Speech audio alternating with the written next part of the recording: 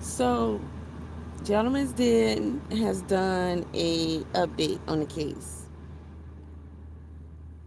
Carmelo Anthony's defense team came out and spoke about something that occurred during this trial, and he talked about why Carmelo ended up not testifying because they say he was going to testify. Listen to this,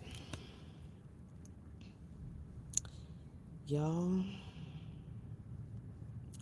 Listen to this. To play.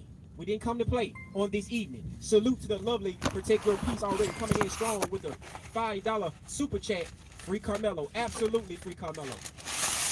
Absolutely free our dear brother Carmelo. We will get justice. We will get justice. And we don't give a damn what you think about it. So before we get started again, family, while you guys coming on in, let's smash that like button, family. Let's make the haters mad on this evening. Let's push this content out there in the algorithm, family, because they gotta see us. They gotta see us. Everybody is running. Everybody is hiding. Everybody's ducking us right now. Ever since that affidavit dropped, everybody is hiding. But I got my fishing rod out. I'm catching every last single one of you that said something about Carmelo Anthony. Okay. And y'all think y'all finna move on to the next subject? Absolutely not. Absolutely not. Absolutely not.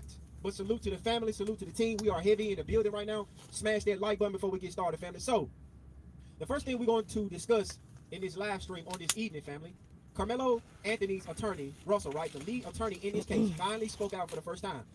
His attorneys have not spoken to the public until today. He gave us an update of what's going on with Judge Roach, what's going on with the appeal, what's going on with the retrial.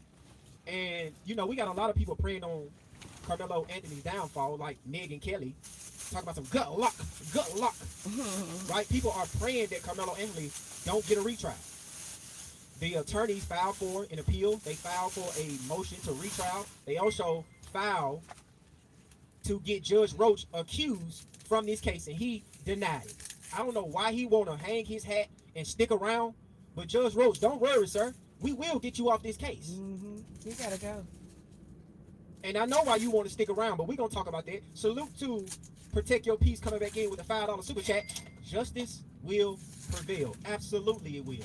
Thank you so much, Protect Your Peace. If Judge Roach is so confident that the jury got it right and everything like that, and people are questioning you, what better way to prove that you did nothing wrong, you did everything by the book, all that stuff you was saying unnecessarily in your unnecessary interview, then step back and let a fresh set of eyes take a look at it. Let another judge. You shouldn't even have no opposition. If I was a judge and the way I ran my trial was being questioned so much so that they asked for a new trial, I would not fight to be on the case. I would step back and be like, go ahead, because that's the best way. I mean, if I do it again and they're not happy again, then the argument will likely continue, right? So that you can't blame it on me, and we can see that it's what it should be. I step back and let another judge look at it. Thank you so much for that. I appreciate you. Thank you. But let's get into the attorney Russell that spoke out to the public regarding Carmelo Anthony. Let's get into it, family. For the first time. Let me say this also. I don't think it should be up to Judge Roach. If I'm complaining about decisions you've made, you should not be the one that I'm fouling to decide whether or not we get somebody else to look at it. It should be a separate, like the Supreme Court should make that decision or something to that effect. Not that judge and his buddies and all that kind of stuff. Like, no. Are getting a detailed account of what Carmelo Anthony's former trial attorney says happened the day Anthony was expected to testify, but never did. A newly filed affidavit describes an agreement with prosecutors that allegedly unraveled just before Anthony was expected to take the stand, forcing what the attorney says was a critical last-minute decision. Meredith Yeomans was at the courthouse that day. She joins us now. Meredith, did anyone know what was happening during that really long delay we saw? Well, we knew something unusual was happening. Salute to Egypt coming in with a $5 super chat. Salute, love. Let's get it. Let's get it. Let's go. Salute to you for the $5 super chat. Thank you so much for that. I appreciate you so much. Thank you. Because what was supposed to be a 1 hour lunch break ended up taking much longer, but because cameras were not allowed inside and all this happened. Maybe it's just me, yeah, maybe it's just me because I mean I don't get super chats like that to be sitting back saying that thank you for the super chat like that. But I mean, if we talking about a case like this and they get ready to get into the information that people come to see, can't you type it in the chat or something or put it on the screen? I mean, do you have to stop before we get into this important information about the trial to tell somebody thank you for donating money to you? I'm just asking, like, I don't know. It's just Behind closed doors, we were left waiting in the hallway just like everybody else. This affidavit gives us the defense's version of what unfolded during that delay. All this as we hear from Anthony's new lead attorney for the first time since his appeal was filed. At St. Luke Community United Methodist Church in Dallas Wednesday, people on your jury. The conversation was about jury selection, but one of the panelists is now leading one of Texas's most high-profile appeals. Yeah, and a substantial number of constitutional issues that appeared from the outside. And so I think the best way to raise or do something about that was to say something about it. It's the first time attorney Russell Wilson has spoken publicly about the Karmelo Anthony case since filing Anthony's appeal. One of its central claims, what the defense says happened behind closed doors, just before Anthony ultimately decided not to testify. Oh, I thought it was a very serious description of okay. the That was events, fast. and we needed to be able to. I have got it a fully few more carried out minutes and before addressed. my little In a sworn reset. affidavit included in Wilson's motion for a new trial, So let me former finish attorney cutting Mike up Howard this says onion. both sides have been operating under an agreement about what evidence could and could not be introduced at trial. He says prosecutor... Okay, so they're saying they had what they call a gentleman's agreement.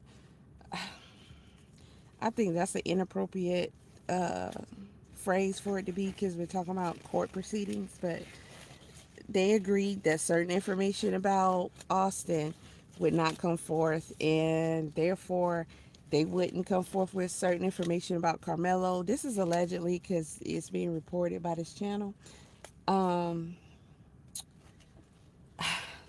We still haven't heard anything damaging about Karmelo.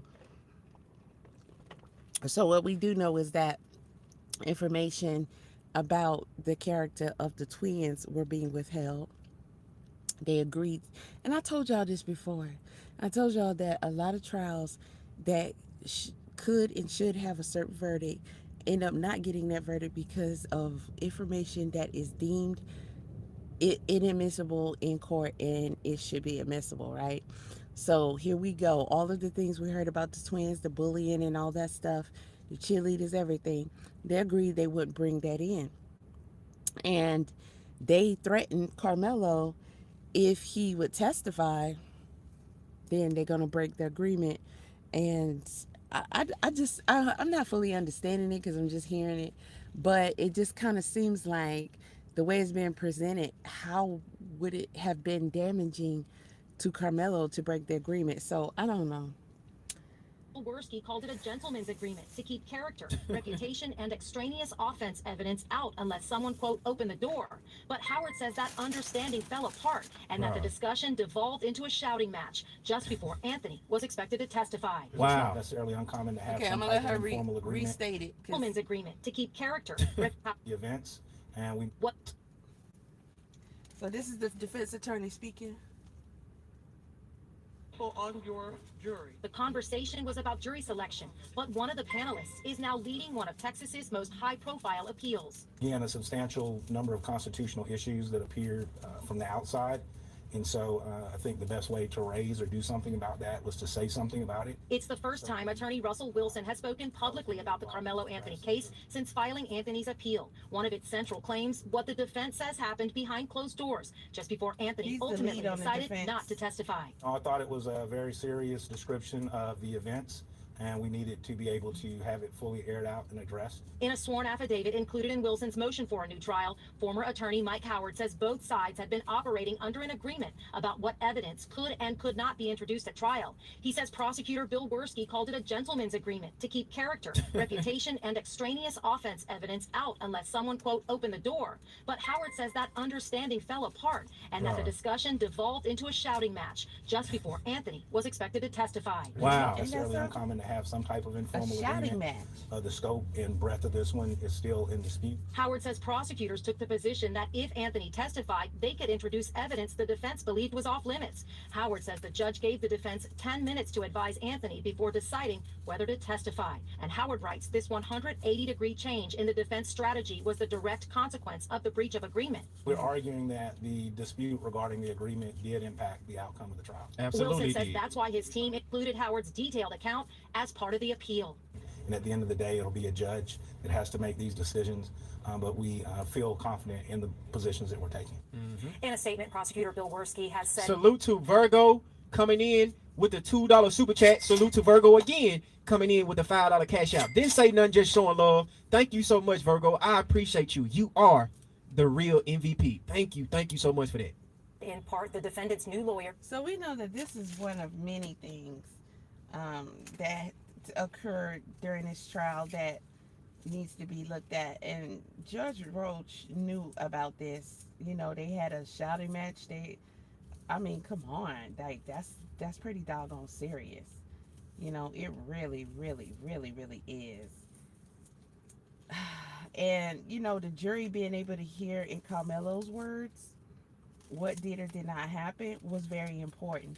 However, I do think that the way that the trial went, it was a blessing that he did not get to testify, because he would have testified under the advisement and guise of this incompetent, in my opinion, attorney who didn't have his best interest. So him getting a new chance at this, you know, and deciding to testify, being, you know, we feel like he, with this new defense team, he'll be advised more properly.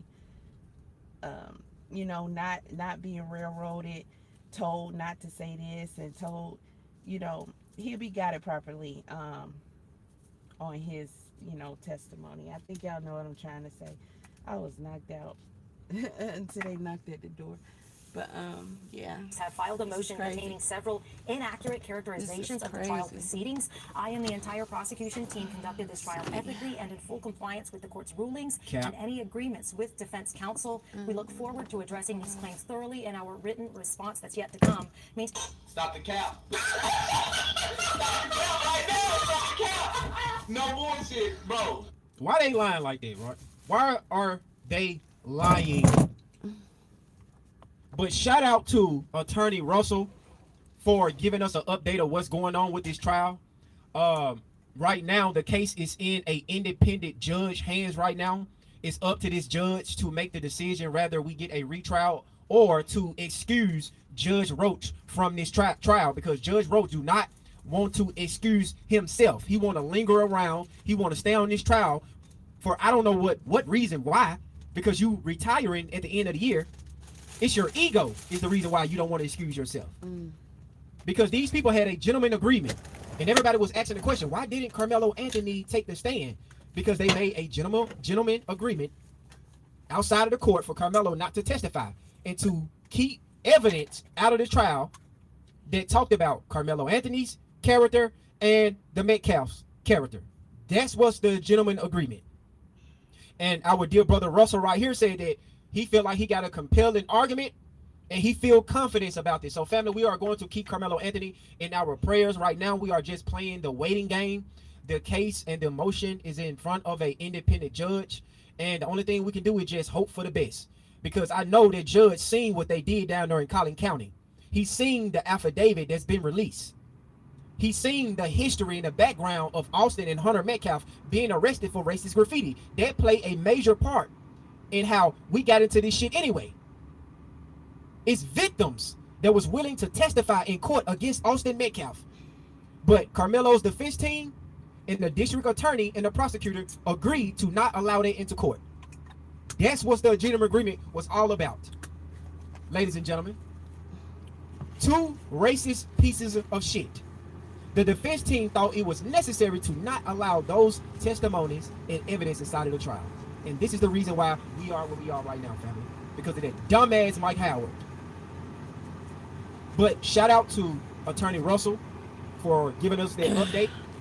I thank you for that, brother. The only thing we can do is keep our prayers for Karmelo Anthony and let him know we haven't left his side. Local honey. We haven't, brother. We still stomping hard for you. Any type of updates that I see and I find out, I will bring it to the family and we will discuss it. Because we cannot allow this to happen. We cannot. But salute to the family, salute to the chat. Thank you guys for joining me on this evening. I appreciate you guys. Salute to my channel members. Thank you guys so much. Thank you to the people that's contributing to the platform. Thank you guys so much. Let's get the lights up, family. We got over 262 viewers in the building this evening. Thank you guys so much. Smash that like button. Yeah, Judge Roach got an ego problem. He don't want to excuse himself from the case because he already know he has been compromised. The truth is coming out because Judge Roach seen that affidavit. He's seen the history and the background of those boys. He's seen those police reports of Hunter and Austin being arrested for anti-black racism. He saw that. That's why he did that interview to try to save face. And I hope that judge, right? He's a white man, by the way, but I hope that judge have some type of conscious mind and see what they did to Karmelo Anthony. Because Judge Roach should be disbarred for what he did. Doing a whole goddamn interview talking about the jury got it right. The jury got it right. But a lot of people has been talking on this case about Karmelo Anthony. And I made a list on everybody that says something about Karmelo Anthony. I got a list and I will be addressing you guys soon. And one of the guys was Pat Fowling, right? A Congress member out there in Texas. And I'm glad that, you know, my brother Willie D covered this because I was looking for this video. And Fox News deleted this video, by the way, because I went on their page and I could not find it. But I want you guys to listen to this disgusting, degenerate devil right here. And I want you guys to also pay attention and put two and two together. Do you think that this Congress member played a part in the verdict of Karmelo Anthony?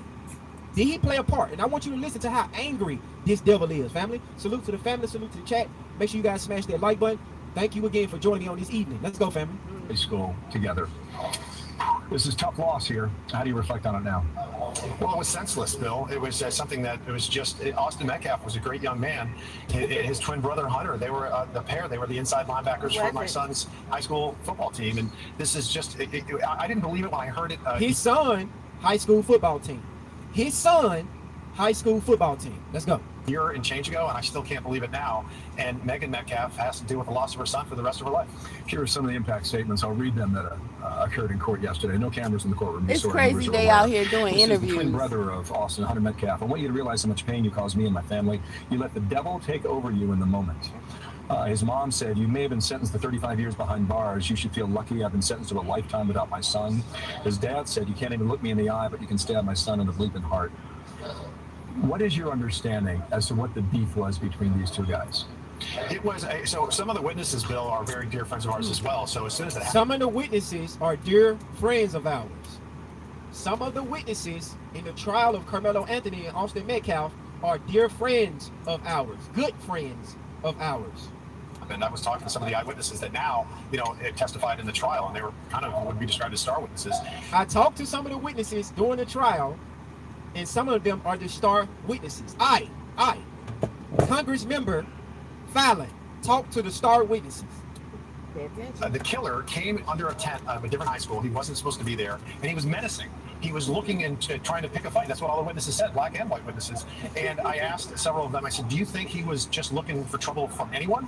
And that was the response. Yeah, anyone that approached him was going to get the business end of that knife that he carried to attract me. And to sit there and say that he was in fear of his life, we looked it up. You know how many times somebody was severely beaten or harmed or killed at a track meet anywhere in Texas? We can't find an instance. So it was an absolute, it was ludicrous to claim that. And like Hunter said, the devil took him over, and he decided That's not to a rational thought. So the devil took Karmelo over.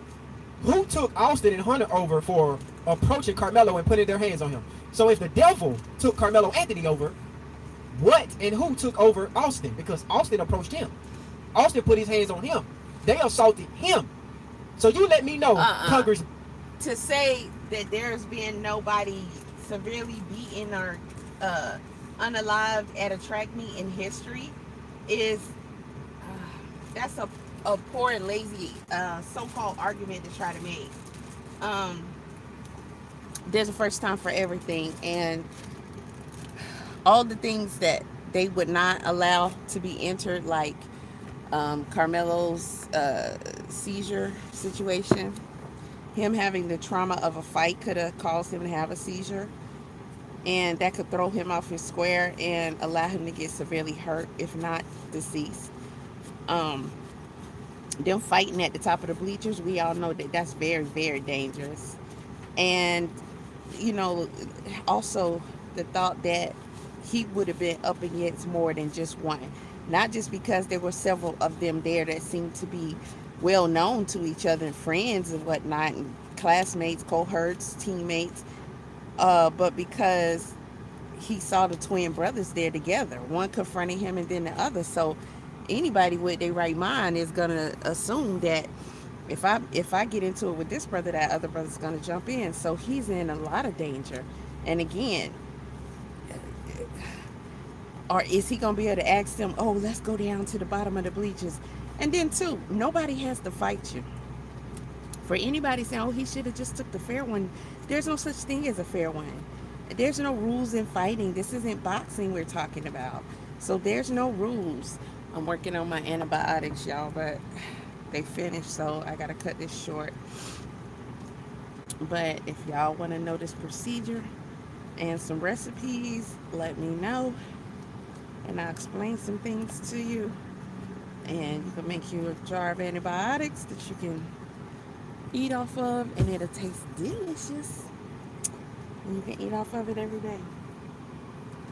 That is a must to help you out with all the stuff going on around here, strengthening your gut microbiome and your immune system. Okay. But yeah, that's that. For him to give that lazy argument is ridiculous. But this is what they do, man. Because he's the stuff he's talking about right now is not factual. Saying that Karmelo came there looking to, so Karmelo, so he's saying that he is premeditated murder. He's saying Karmelo came there menacing at his own school track meet with his promising future and not having a history of trouble. He came there on that day with a knife in his bag to intending to hurt somebody, black or white, didn't matter. Whoever approached him was gonna get the business. And that's crazy. That's crazy. But with Karmelo not being able to testify, he couldn't say, hey, these things they're trying to say is not true. That wasn't my intentions. And this isn't what happened. And like I said before, I believe he would have said a lot more like, that wasn't my KNIFE. I did not have a KNIFE, etc., etc. And the cashmere what? Sweater. Okay. But let me get out these people dock and see if I can make it back to the A with the time that I have left. And big old jar of local honey from the local. You always want local honey. I've explained to y'all why before, but we're gonna stay on topic here. Let's go. Remember? Who took over Austin and Hunter to lead them to assault Karmelo Anthony? You devil. This is a goddamn devil. If I don't even know now. Badly for that family. Just two more questions on this. Do you know, did these two teenagers have a history together? No, they did not. Were they competitors? They did not know each other at all that day? They were complete strangers. The killer was looking to harm someone. And it would have been, and I asked several of the witnesses, if it had been a black student, do you think that the same thing would have happened? And they said, absolutely, yes. Wow. He was a killer. He was a demon that day, that's not true. And he took Austin Metcalf's life, and now he's going to have to suffer the consequences. So the defense attorneys were arguing like he did See how they do us? This is really difficult to hear because see how they do us. Because Karmelo is black, you're going to sit up here and run this fake narrative that he was just a killer. He came to his own track meet where he's like, he was the captain of this and captain of that, football, track, and all that. He was a wonderful child, a wonderful student. And, he had such a promising life and future. And he just all of a sudden came to the track meet looking to just destroy his life.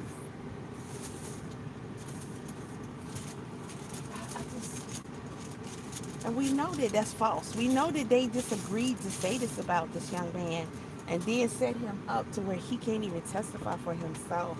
Like, it's so disheartening. It's so disheartening, but the raw onions and stuff got my nose about to start running, y'all. All right, let me get up out of here. He said decisions in the heat of the moment are different from decisions after cool reflection. If he felt terror rendered him incapable of cool reflection, sudden passion applies. The jury rejected that. And you just heard the video from Brooks reporting outside the courthouse. Was there ever any evidence of racism that was entered into the trial? Zero. This was cold and calculated. He brought a knife to a track. He said it was. Hold on. Let's hear that question one more time. Let's hear what this anchor asked. Pat Filing. Was there ever any evidence of racism that was entered into the trial? Zero. This was Zero. There was no racism entered into the trial. Zero. Karmelo Anthony was looking for trouble. He brought a knife to the track meet because he was looking to unalive somebody, even though he was there 15 minutes before anybody got there, and nobody got stabbed, nobody got beat up, nobody got shot, nobody did nothing to nobody. Nobody had a problem with Karmelo Anthony until the bullies walked into the stadium. But this devil right here said it was zero racism brought up when it comes to Austin and Hunter.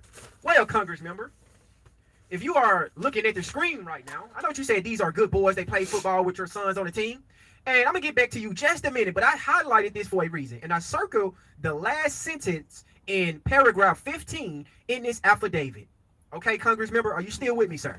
Right? Because you're very angry. You're very vocal. And ever since this affidavit dropped, Mr. Filing, you've been real quiet. It says the Metcalf twins arrested for racist graffiti.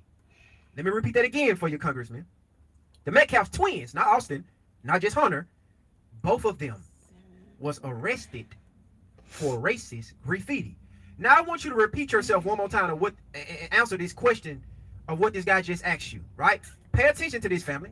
Was there ever any evidence of racism that was entered into the trial?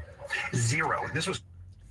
Stop the cap. Stop the cap right now. Stop the cap.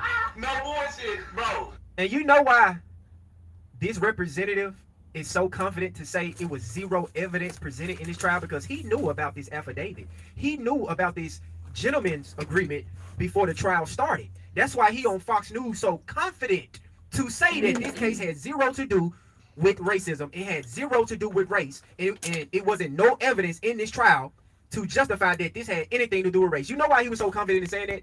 Because he knew. Because this guy allegedly played a part in this verdict. He played a part in this conviction because his son played on that football team with Austin and Hunter. But the affidavit says something different, Mr. Representative. You're a bold-faced goddamn lie. You know them boys is racist, just like your piece of shit ass. But don't worry, sir. We got something coming for you, too. Don't worry. Let's keep going, family. Cold and calculated. He brought a knife to a track meet. He was looking for trouble, and so he did premeditate the attack. And then he premeditated the attack. So when you say, you got to understand this. So I got 5 hours left exactly. 5.5 on my DOT, but I got 4:59 to drive. So the 4:59 to drive. And it's saying it's gonna take me 4 hours and 21 minutes. Being that this is AM traffic, it's probably gonna take 30 minutes to an hour to hell, 2 hours longer than that. So I'll get pretty close, but I'm not gonna speak what I don't want into existence, so I'm gonna leave that there. By them saying that Karmelo Anthony premeditated attack, you also have to agree with the fact that he knew that Austin and Hunter was going to approach him, right? If we agree with this representative right here, right? Representative Pat coming out here making a bold statement, calling Karmelo a killer, said that he was looking for trouble no matter if the person was white or black. He had no business being under the tent. He premeditated this murder, which means he planned it out. But I really wish he would have asked you, sir, how can you plan out a murder when you don't even know who the person is that you are going to unalive? How can you plan? Because that's what premeditated is. I mean, his argument is that it would have been anybody. How can you plan something when you don't even know who the person is? So you have to believe that Karmelo had psychic powers. So Karmelo. This is also why it would have been more important. Not that this even need to be said, because of course it's going to be important in this type of case. for the defense to have character witnesses. And if he was a great student and young man, that should have been a plethora of people to speak on his behalf about how wonderful he is and how they never had any problems out of him, to show that there's no way he would have came up there out of the blue and just decided that he was going to, you know, delete a person or seriously harm a person at his school track meet for no reason. That doesn't make any doggone sense. No, new. Hey, let me have my That's So Raven moment. Let me look into the future. All right, okay. 2 white boys finna approach me sitting under their tent. So I'm finna go over here to Memorial Tent, sit down, and wait on them to come inside the stadium and put their hands on me, and I'll poke them and run. You want to run with that statement? That's what you want to believe. Okay, sir. Let's keep going. Racing it. That was from the defense. The things that they said about Austin Metcalf, the victim, I won't repeat. What they say? I mean, he was a 17-year-old kid that was beloved. I went to the funeral. He said he was a 17-year-old kid. He was beloved. Okay. 1,500 people there, and there were hundreds of African Americans there because our community in Frisco is that. We represent America. We're a microcosm in the fastest growing city in the country. So it's really disgusting that they tried to get the killer off by pitting people one against another. Calling him a killer is crazy. So hold on, let me go back to that last part, because that last part was that was from the defense. The things that they said about Austin Metcalf, the victim, I won't repeat. I mean, he was a 17-year-old kid that was beloved. I went to the funeral. He was beloved. He was a 17-year-old kid that was beloved. Okay, Mr. Representative. Let's test that theory. He was so beloved, right? And I'm pretty sure, Mr. Representative Pat, that you heard about that email that was released of that cheerleader sending an email to the high school stating that she was verbally assaulted by Austin and Hunter Metcalf. I'm pretty sure you heard that. She wrote an email talking about the Metcalf brothers' violent and bullying behavior after a football game, all because they said that they suck and they didn't play good. And Austin and Hunter stated specifically, my hands are bisexual, which means, Mr. Representative, that Hunter have no problem putting his hands on a boy or a girl. He was very aggressive, very violent, to the point where she went to the coach, and the coach stated and told her and the mother, since this was off campus and not on school property, you need to go report this to the police. Think about how aggressive Hunter had to be and Austin had to be for that girl to feel so threatened that she had to write an email to the school and also contact the coach, and the coach say, hey, you need to call the police on the boys because the coach don't like them. The coach threatening to keep them off the team multiple times for fighting. It is in his affidavit right here, Mr. Representative. So whatever you just said in this goddamn interview, Stop the cap. see, No voices, bro. the lies are crumbling on y'all. See, the walls is closing in on these lies about Karmelo Anthony. And this is a Congress member, right? That was in my Texas, knee. making a bold statement on Fox News. And family, I want you to understand this as well. They deleted this, right? They deleted They this. deleted that They interview. deleted this interview on Fox News. Okay. Because I went searching high and dry for this. But let's listen to him one more time, family. I need to hear this one more time. Zero. This was cold and calculated. He brought a knife to a track meet. He was looking for trouble, and so he did premeditate the attack. And then to enter a race into it, that was from the defense. The things that they said about Austin Metcalf, the victim, I won't repeat. I mean, he was a 17-year-old kid that was beloved. I went to the funeral. He was a victim. He was a 17-year-old kid that was beloved. Okay, Mr. Representative Pat, I hear you loud and clear, sir. But let's get into a few sentences that was supposed. Man, when I was getting in, my knee ran into the key. Ugh, my kneecap, man, that hurt. Okay, guess I twisted. Alright. Now, let's go. Man, if y'all don't get that on my screen.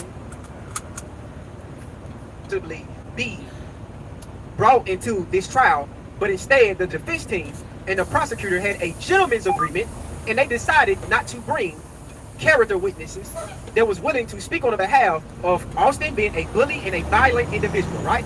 And I know you've seen this affidavit, Pat. You've been real quiet ever since they dropped. Everybody, but I'm coming for every last single one of y'all that lied about these boys. Okay? So lied about these boys. So the senator, there's a senator there who says his son was also on the team, And he said that the witnesses are dear. He said dear friends. I don't know how you call children, because the witnesses were children, but I don't know how you call children dear friends to you. You could say dear friends to your son. That would have made more sense. And you could have said good friends, but when you say dear, that means they're near and dear to your heart, like family, you know? So he said also that he spoke to them during the trial. I want y'all to pay attention, please. Okay?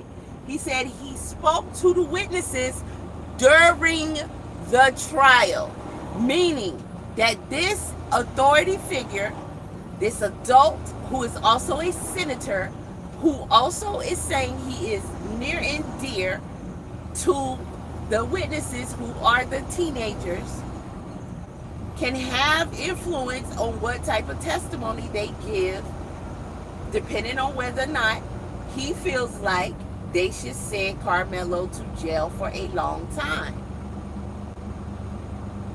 Every adult that spoke to these children interfered with this trial, interfered with how they, was going to go up there and testify.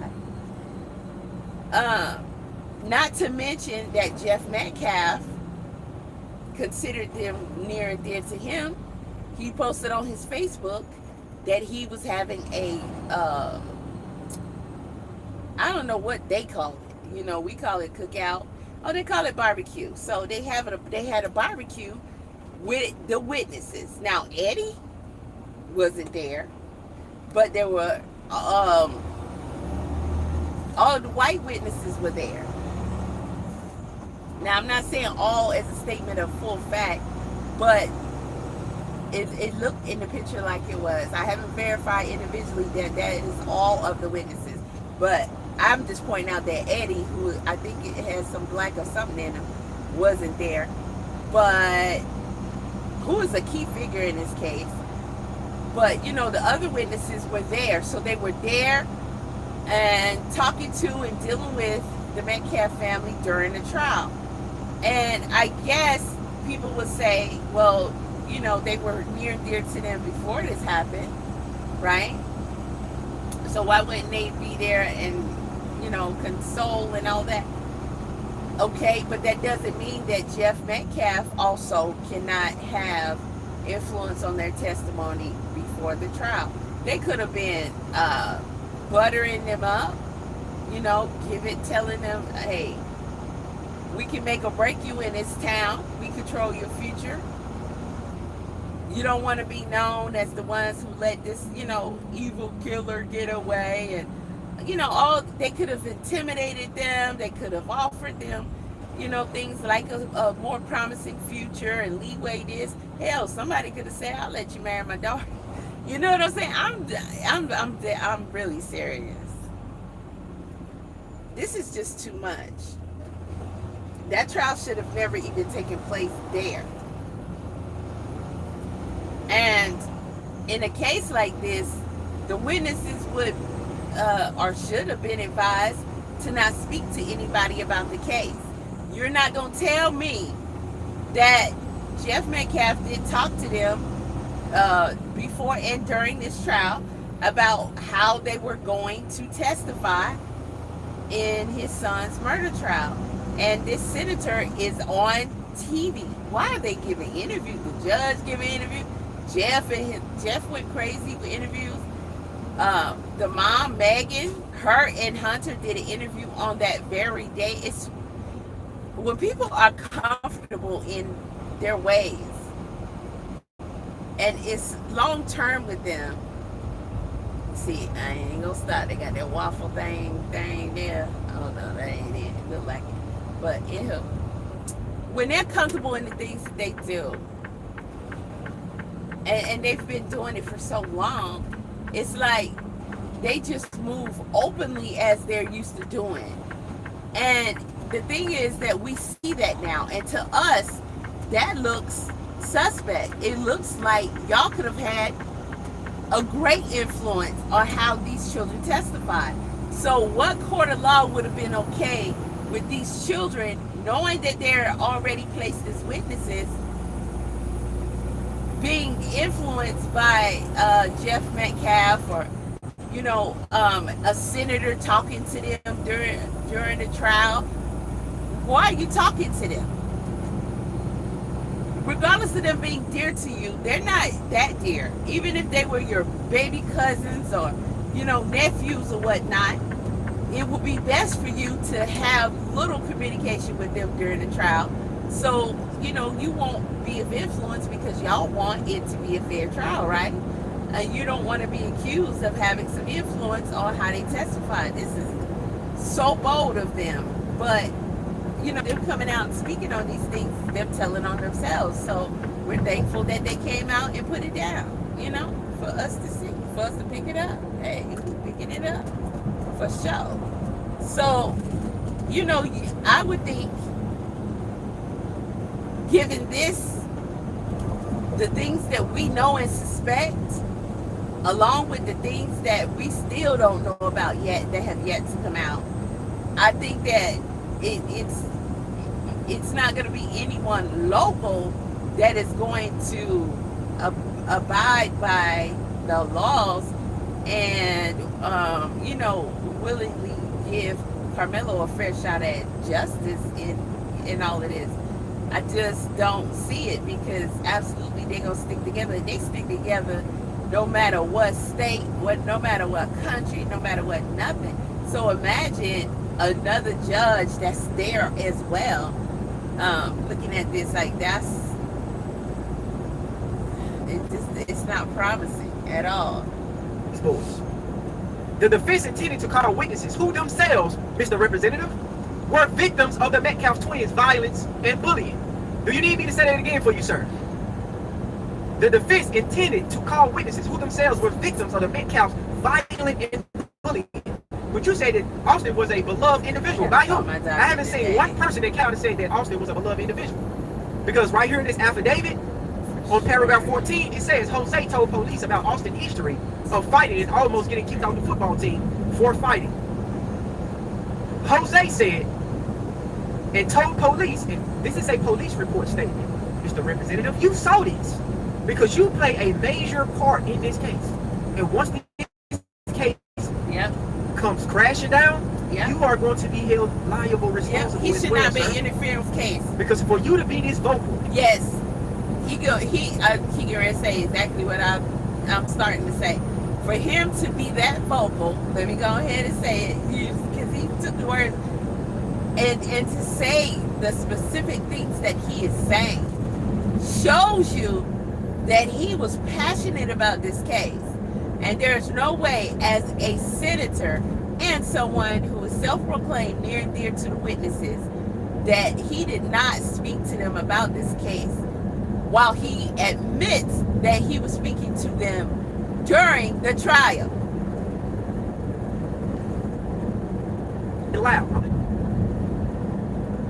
To come after reading this affidavit, you don't have to read all 193 pages. You can read what I got highlighted right here.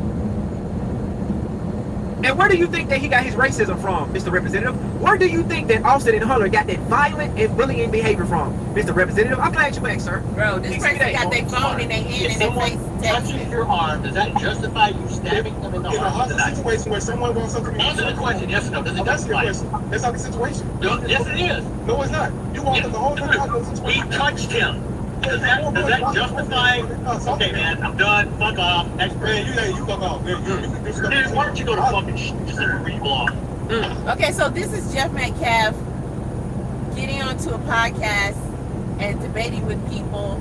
I guess he's going around social media and finding people who, they got their live streams and talking about the case, and he's disagreeing with them and hopping on the panel and he's arguing with them. Now listen to the things that he says, right? Not to mention Megan Metcalf was on podcasts as well, and we've heard audio of her talking, and the things she was saying, it's like, why would you say this after all that happened? But she talked about, her boys more, and, their tempers and things that they've done to display their violent tempers and their, Hunter. Oh my gosh, all these things she said. I'm like, are you not bright? Like, why would you? This would never help your children. It's showing that they had issues for real. She spoke about the cheerleaders and that incident, and oh boy, if y'all haven't heard that audio, it's crazy. It's crazy. But I'm gonna rewind this a little bit. Mind you, this is Jeff Metcalf. Okay, y'all can pick his voice because he's been very vocal, and he is on a podcast and he's speaking to people who are originals. They're brown, right? Now listen to how he reacts when they don't agree, when he cannot convince them to go with his narrative. Okay, listen. Answer the question, yes or no. Does it justify it? Because for you to be this vocal and loud, I'm gonna need you to come out and have that same energy after reading this affidavit. You don't have to read all 193 pages. You can read what I got highlighted right here. And where do you think that he got his racism from, Mr. Representative? Where do you think that Austin and Hunter got that violent and bullying behavior from, Mr. Representative? I'm glad you asked, sir. Exhibit A. And smart. If someone touches your arm, does that justify you stabbing them in the In a arm? hostile situation where someone wants something. Answer the question, yes or no. Does it I'm asking you a justify it? question. That's not the situation. Yes, it is. No, it's not. You walked up the whole time out of the He situation. touched him. Does that justify? Okay, man, I'm done. Fuck off. Next person. Man, you fuck off. Man, you can do stuff. Man, why don't you go to fucking where you belong? Lorena, do you have a question or comment? Yeah, Jeff Metcalf, you're a racist ass prick. Hold on before he respond to that. Okay, because the guy wasn't agreeing with you, you gonna say I'm done, F off? I don't think that was called for, but it's even worse what he's gonna say to this woman. And it's just showing this rage and temper and everything, that he clearly passed down to his sons. This is crazy. This is crazy.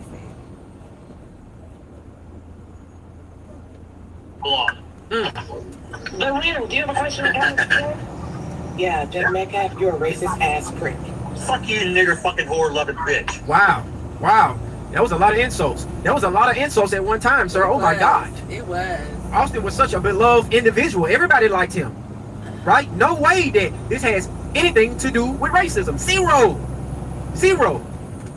The father of that boy that you talking about, Austin Metcalf, right? The father that walked into the Anthony's family press conference and said he want to pray with the family.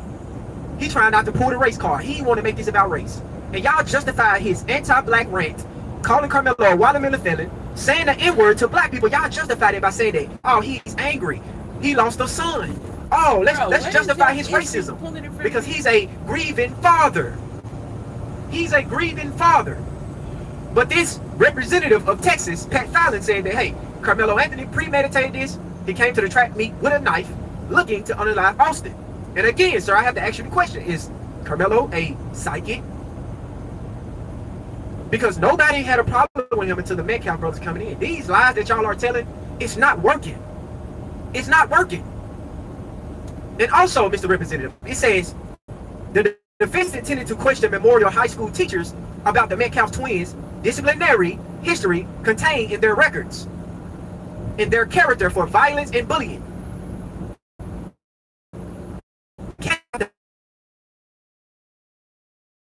What the Metcalf family did, family, Exhibit A, started a gifts and go.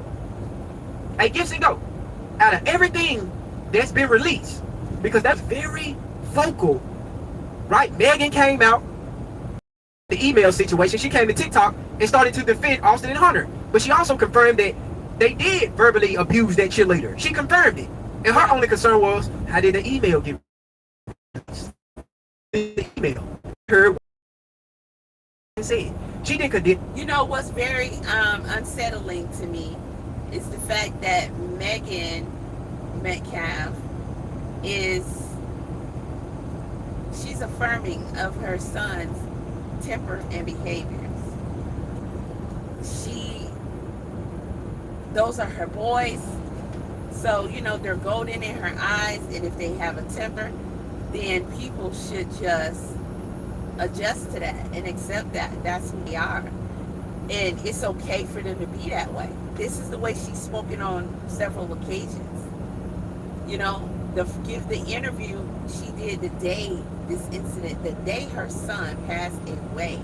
She did an interview, and she said by approaching Karmelo the way that her sons did. Now, she's running the narrative that it's just Austin and Karmelo, when we both know, all of us know, that it was Hunter and Karmelo first, because as we seen on the camera, and Hunter said in that same interview that he ran up and he approached Karmelo. Well, he didn't say he ran up, but we saw him run up. But he said he was the first one to confront Karmelo. And his brother stepped in because he has his back, right or wrong. So it ended up being Austin then confronting Karmelo. He took over that from his brother. Now, Megan tells the story as if, we weren't never supposed to know about that.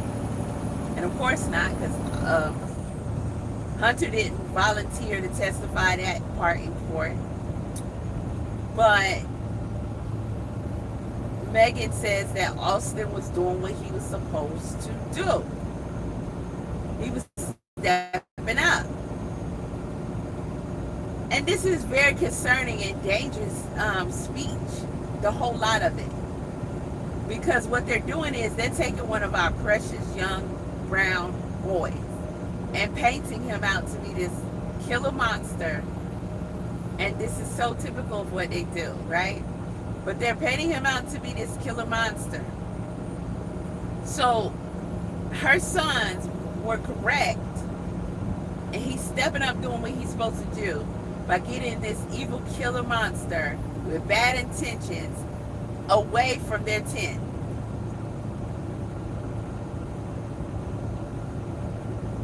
Now, before they try to talk and tell and say that he is this evil monster with bad intentions, and he was looking to anybody's gonna get the business, all that was saying.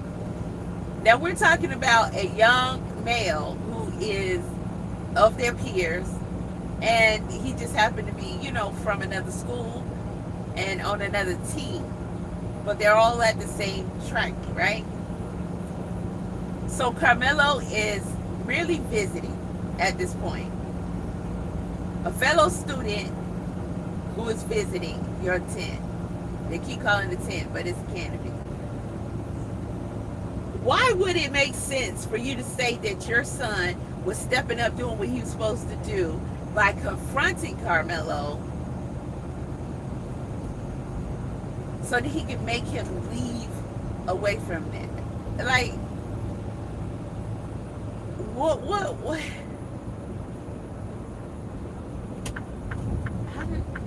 the heck they got going on in Florida over here with these lanes? But it just, to them, this sounds right because this is how they've been doing us since the beginning. But to us, we can hear how wrong this is. Just because they choose to. Just because they choose to, because it fits the narrative that Karmelo was just vile and he was aiming to do this to somebody. And so he should be severely punished, and we should never hold Austin or Hunter accountable for the fact that they were wrong in their approach to him. And we can say teens are going to be teens. So I think all of us can overlook them deciding that they want to confront him, even though we wouldn't like it. And we'll say, who are you to, try to tell him, or why would you even want to be mean to him? It was not necessary. Why couldn't he be there and just, sit for a little while, get some shelter? It's not like he was lingering all doggone day. He hadn't been there not even an hour. So why would you? Of course we're gonna feel like that. But if some teen boys saw an outsider, if you will, because he's not on their team, he's not at their school, right? Sitting near their team, then they want him to leave, and they say, hey, get away from our tent and all this stuff. We can look at that as being something it's not a surprising to hear coming from young boys, right? Young males, young adults, however you want to label them. But when you see he's not going to listen to you, then you are responsible for making better decisions in your next moves. And your next move should be like, all right, then I'm gonna go get the real authority figure here, which is a coach, and tell the coach, hey, we want him away from my tank. Can you tell him to leave away from my canopy?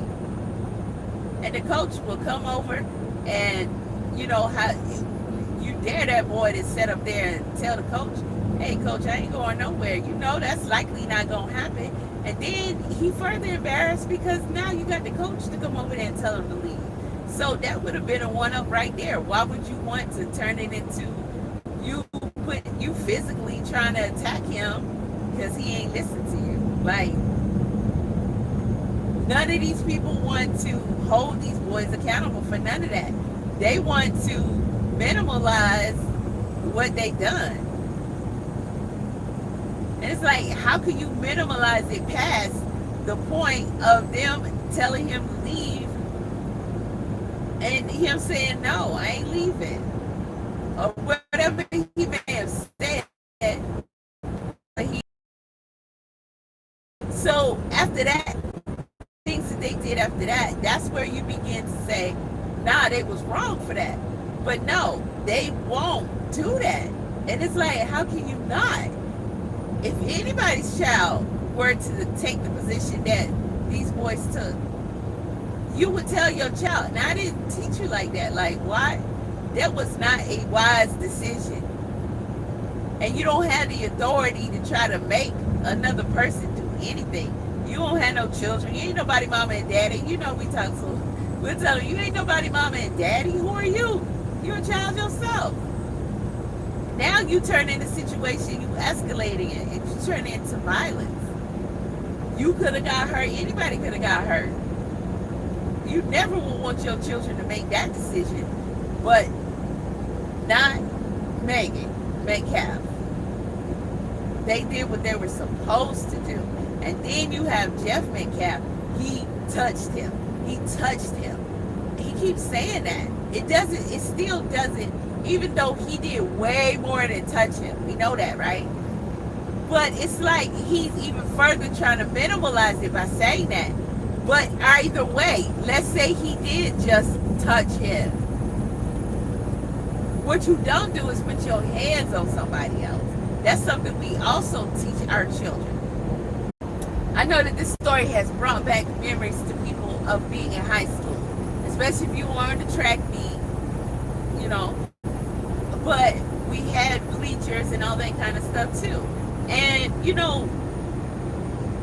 for us to logically think all of these little things that occurred through, we take our memories back to when we were in school.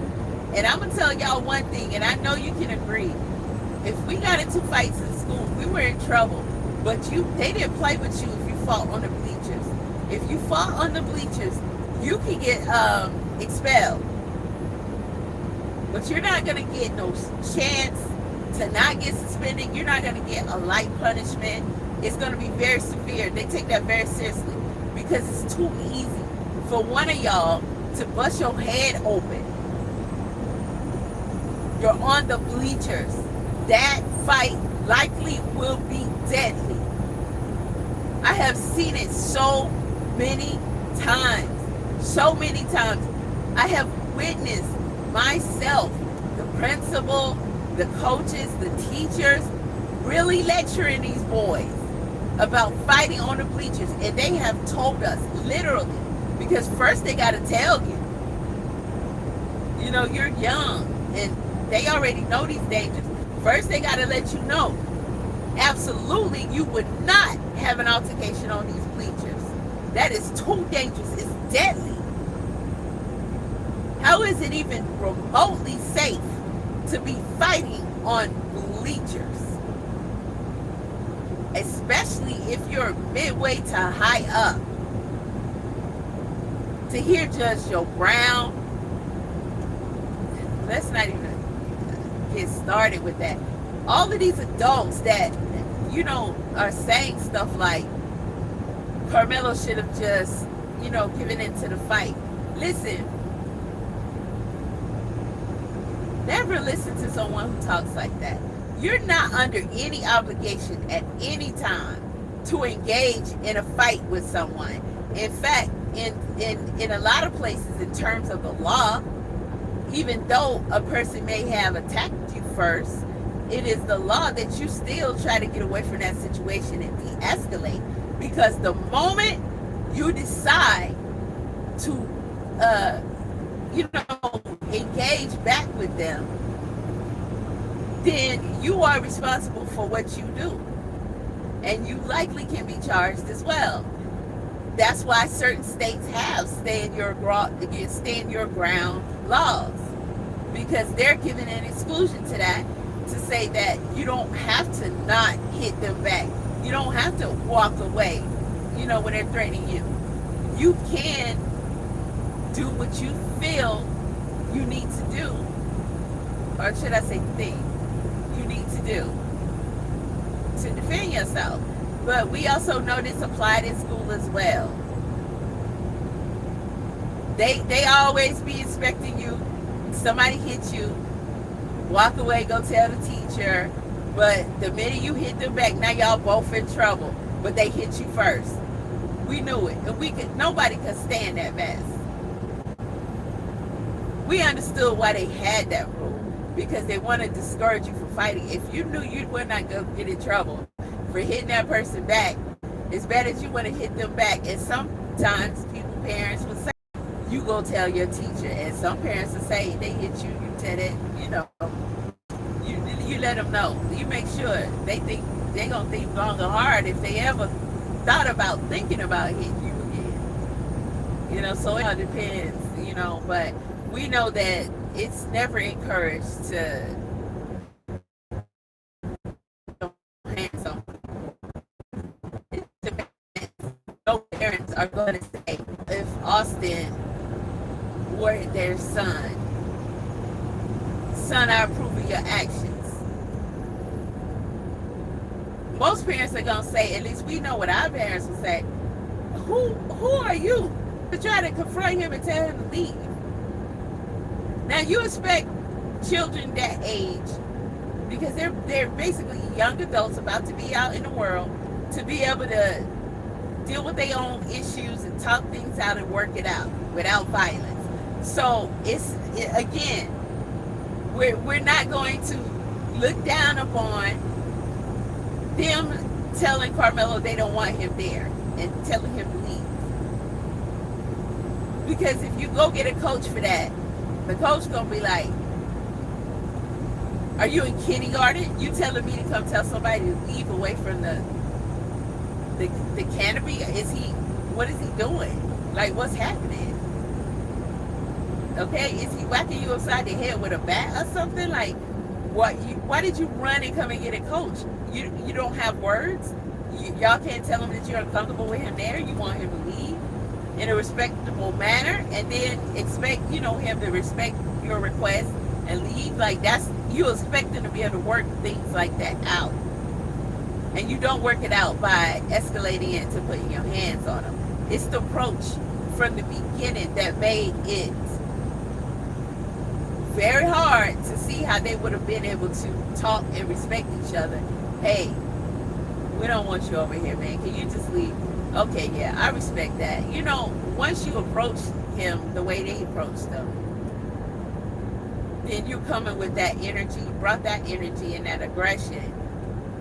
So it's hard to see how that was supposed to go, how, you know, without incident.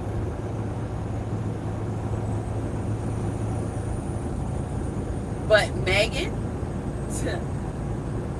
she has no issue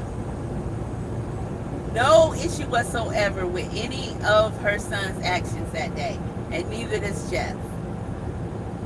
And to even further that, Megan said he did what he was supposed to do. Like he deserves a Purple Heart badge or something.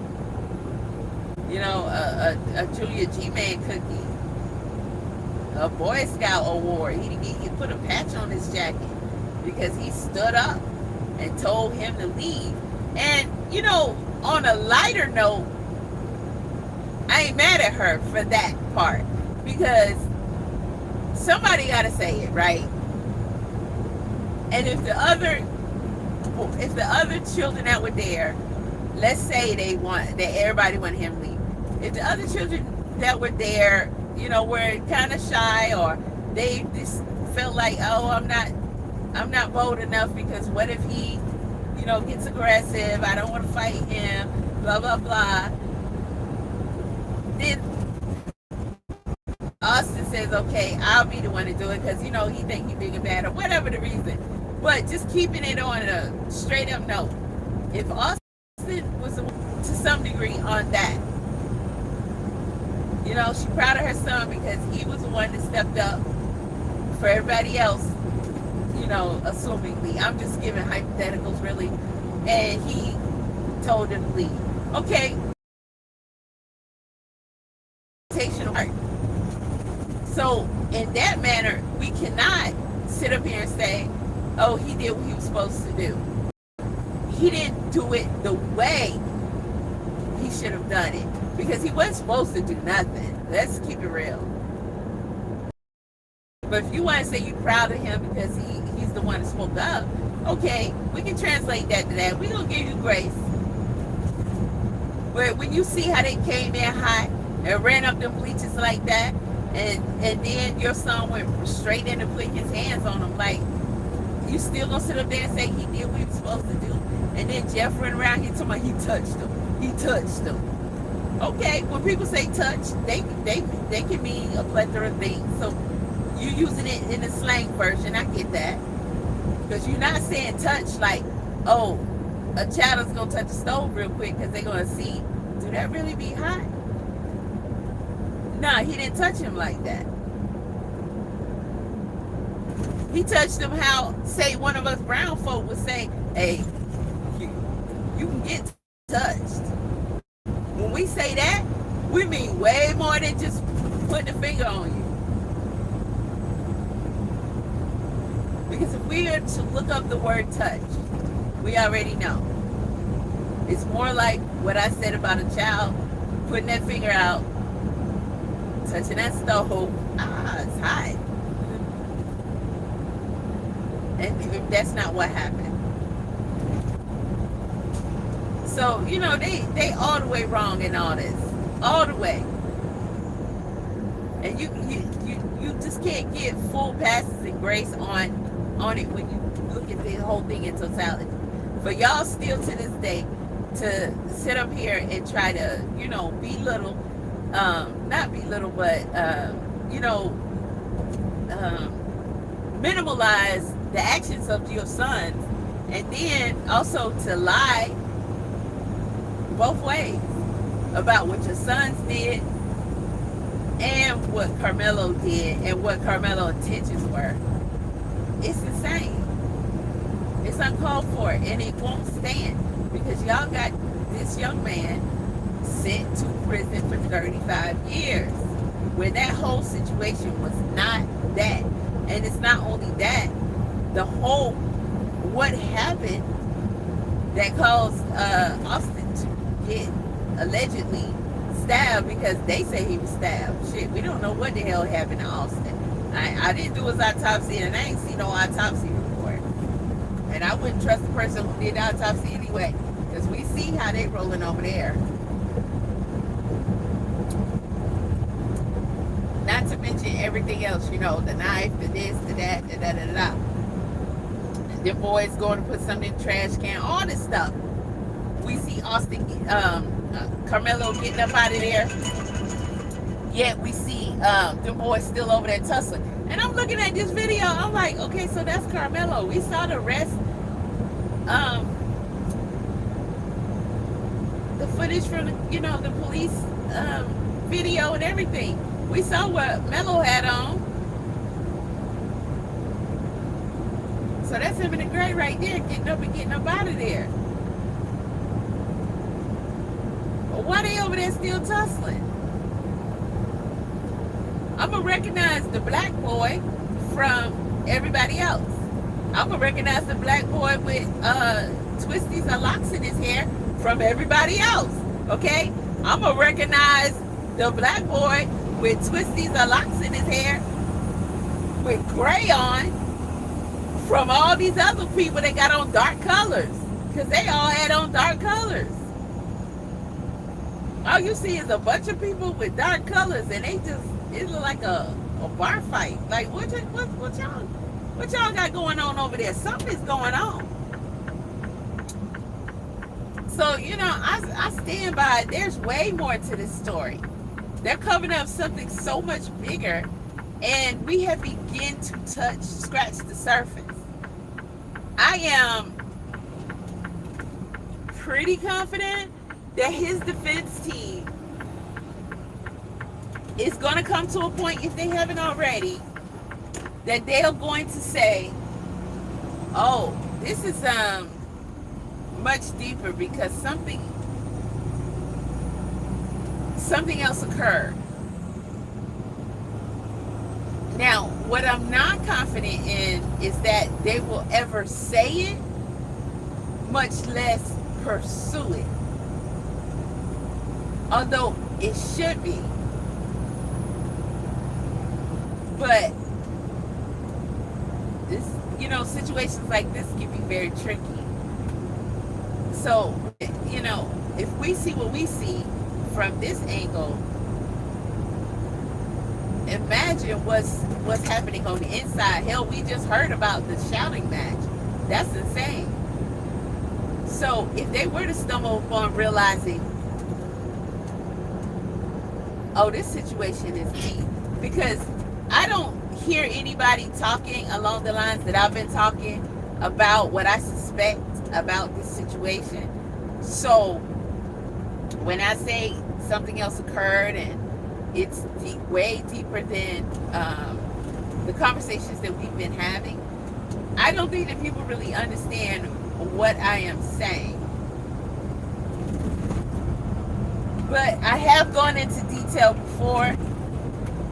I don't think Karmelo was the one who caused the wounds. I don't believe that what they showed was ever in his hands.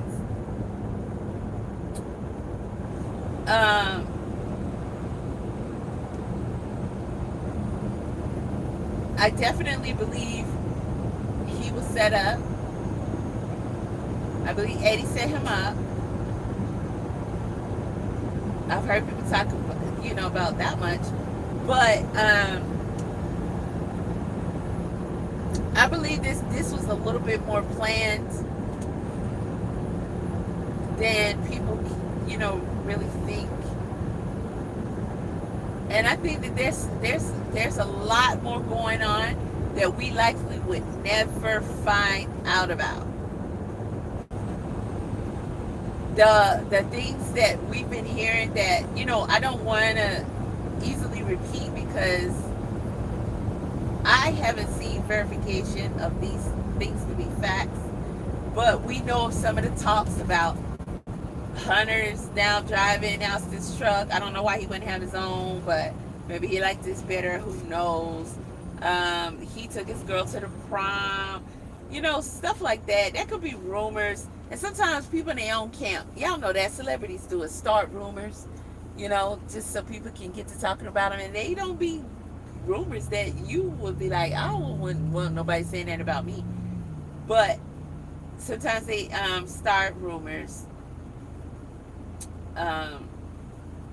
So we don't know. But even without all of that, I still have been just looking at from day one that it just appears to me that some things were going on that were much deeper than we realized. And I believe that someone else,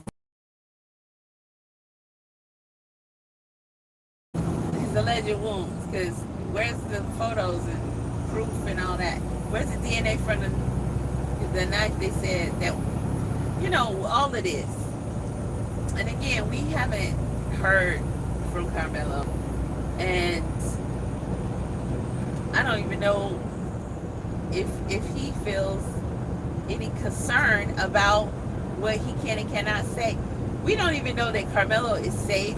We don't know that he's not been messed with. It was told, by people who was in the courtroom that, he was, intimidated. He was being intimidated by, I don't know if it was the DA or the judge, but, they were saying how he told him, look at me, you can't just come in our town, or you ain't gonna be, well, he didn't just come in your town, because he's, but, just, I forget the exact statement, but I can only imagine anyone near him at any point in time, things to him. You care about your parents and all that. You let him know what he cannot ever say.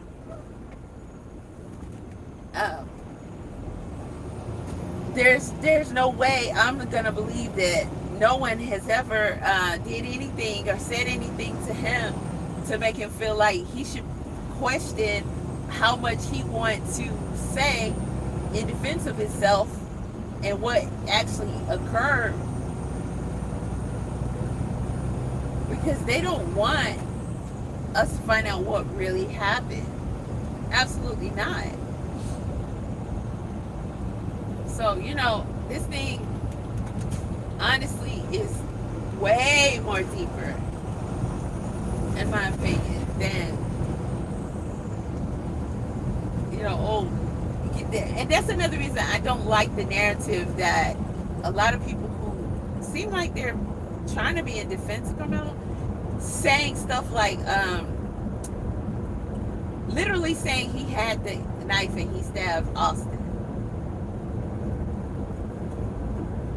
Because it seems like y'all are going off that statement.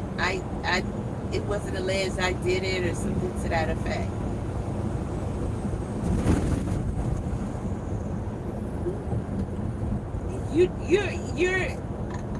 I always tell, and I always, talk mind this.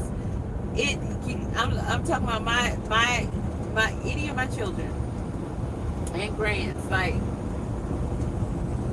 never be quick to speak too much on stuff, and never be quick to just take surface level and all that kind of stuff, because sometimes you just don't even know what you're seeing and hearing until you realize that you didn't even know. And sometimes you just, everybody can't be, the bright one. Everybody can't be lawyer minded or Inspector Gadget, or, I'm just saying, like, everybody not gonna see deeper into things. There are many different reasons why people can see and hear things and be able to detect that there's something deeper going on. And one on one doesn't necessarily make it two. It's just an unfortunate coincidence that he made this kind of statement at the time. But just going off what you saw on the tape, you saw what we assumed was, Karmelo sitting just right behind the outside, like right above them. So he was technically right outside of that canopy. And we saw them boys come in hot like they did. We saw them run up, and we saw, them start to put their hands on him. But when we saw Karmelo come up, get pulled back down, and come up again and get up out of there, they were still going at it. How is that possible? I don't understand why people aren't just stuck on that. How is that possible? Make it make sense. You're all familiar. That is you know, the big reason why you don't want him there. You know, other than you're not liking him because who he is, but you don't want him there because he's not of your people. He's not of your crew. He's not with your school, on your team. Y'all ain't friends. Y'all don't hang out. Like, you don't want him there. So y'all know each other. Y'all know what you look like. Y'all know what y'all got on. You know, his colors aren't even coordinated with y'all. He sticks out like a sore thumb. Y'all probably wouldn't even hang out with a black guy who had his hair twisties a lot. You know, Eddie was enough. He had, like, you know, natural curly hair or whatever. But Carmelo's gonna stick out like a sore thumb. You're not gonna be accidentally tussling with each other. Being nice by saying tussling, because we know what we saw.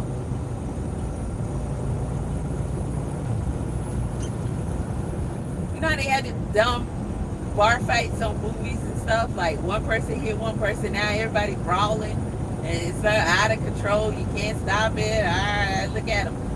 You know, they about look like that. And it went on. And it didn't happen for half a second and then it stopped. It really didn't stop until Austin dropped. Or slightly thereafter, if you really want to be technical.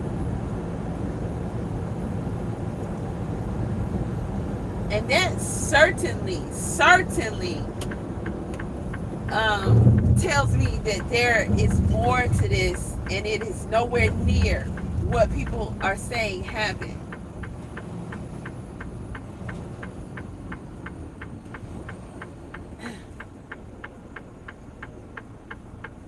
And another key thing too,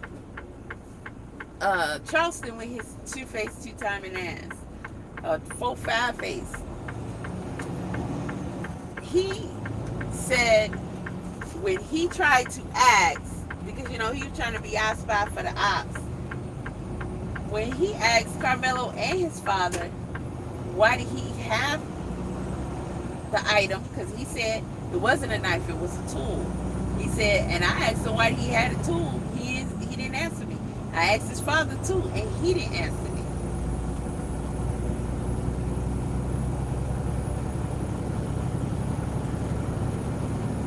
And that one kind of shook me. It did. Because if any of what Charleston is saying about their interactions is true, which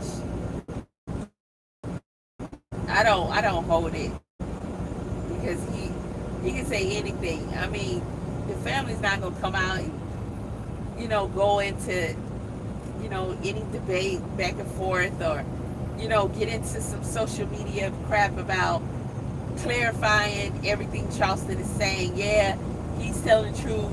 He hired me. You know, they drove my son's car. All these things, everything. He was paying my bill. All this stuff Charleston was saying. It doesn't, you know, he's not going to do that. He clearly hasn't. I never would have expected him to respond to that. It's just not wise. It's too much going on right now, and you know, to distract with this, either. If you can say that's not truthful.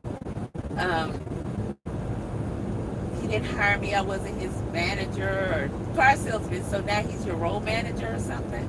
And you know, he was there. He broke bread with them. He hung out with Karmelo. He sent them books. He was paying their bills. He was driving Karmelo's car. His dad, his son was driving. You know, Charleston said a lot about what he had going on with them. They're not going to come out here and try and, you know, confirm or deny any of that stuff. So their absence of saying anything doesn't mean that Charleston was being 100% truthful. But he was saying that he was that close with them, right? And we know he talked to him because he put the man on speakerphone with his shady ass. So it's likely to believe that he has some kind of conversation with them. And let's assume half or all of what Charleston is saying is true. So that would mean that they fairly trusted him because you wouldn't have anyone around during this time. So if they had him around, like he said, they somewhat trusted him. And because, their initial conversation was about this, because of the way Charleston was talking online, then of course they're talking about this. So if he asked them about that tool that wasn't a knife but a tool that happened to have a knife on it, right?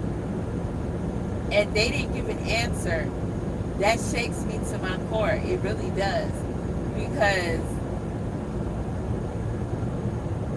it just depends on how you want to look into it. They could have been wise enough to know not to answer that particular question because of all that was going on with this case, how shady these people were being with the whole setup. It could be that. It could be that, they've definitely been threatened because, they've been threatened this whole time. And, the father was saying, people telling him, don't talk to anybody, don't talk to this person, don't talk to that person. Listen, somebody somewhere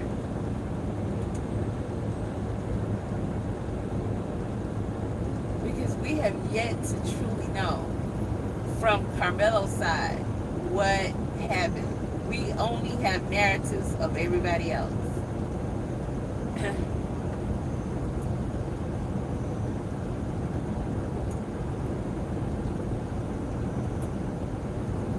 I also didn't like that so-called pastor, preacher, whatever he is, coming out and doing the interview. I, spoke on that, did a live about that. I'm breaking down certain parts. He was more damaging than helpful. First of all, he's supposed to be in relation to them as a man of the cloth, and so he's supposed to be their pastor, bishop or something. They said he doesn't look or sound like it. And him getting into his criminal past and stuff, he maybe thought that was a good idea, but I didn't. I found it tacky and just way unnecessary. The way he talked is more hood than anything. And who are you? Like, he's speaking on all these things.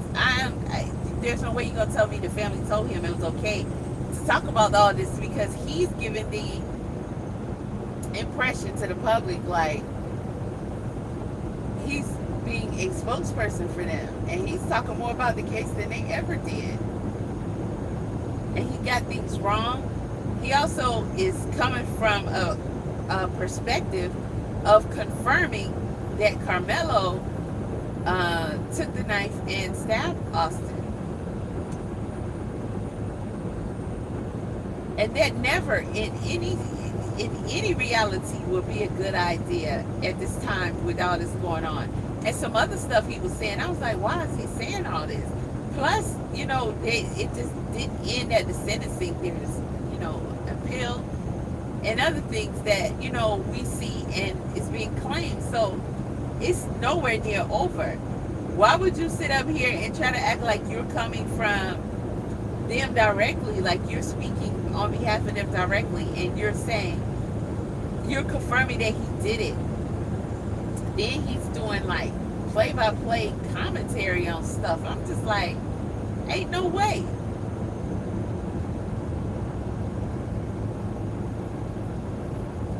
I believe somebody paid this man to come out here and do all that mess.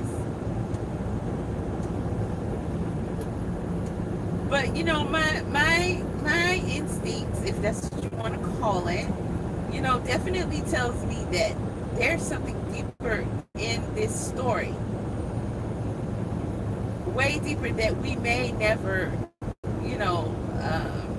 it may never be brought to the forefront like it should. But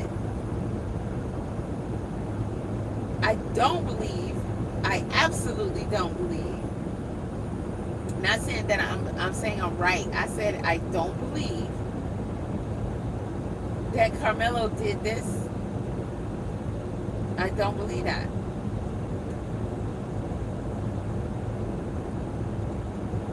I don't. And unfortunately he spoke.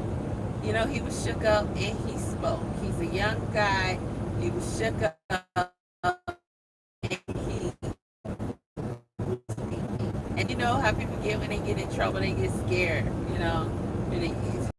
when you're young, like you get scared and you're anxious, you're kind of concerned about, oh my goodness, how bad is this going to be? Like, it happened, you can't undo it, something happened. And now you're anxious about, this thing that, you're concerned about this. So that puts you in a whole state that is just, it's very vulnerable. A lot of us adults know all about that, but making statements and stuff to the cops is just never a good idea, because again, it can be used against you. And that could be also people deciphering and determining, and including possibly the courts being able to use it and say, this is what you're saying when you say this. And everybody's saying when Karmelo said the things he said, that's him saying he stabbed and killed Austin Metcalf. And I don't see it that way. I don't.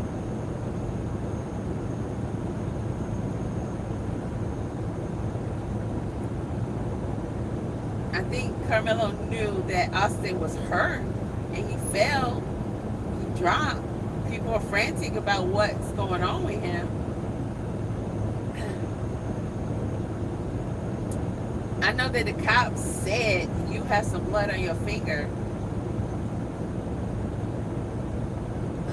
A little blood on maybe the tip of his finger. I don't know about that. Where would that have come from? If that was blood, was it tested, admitted in evidence, or just a statement that can be used to say, oh, he had blood on his finger, as if that is an actual fact? Because it can't be evidence if it's not taken as evidence. It can only be, the cops say he had blood on his finger.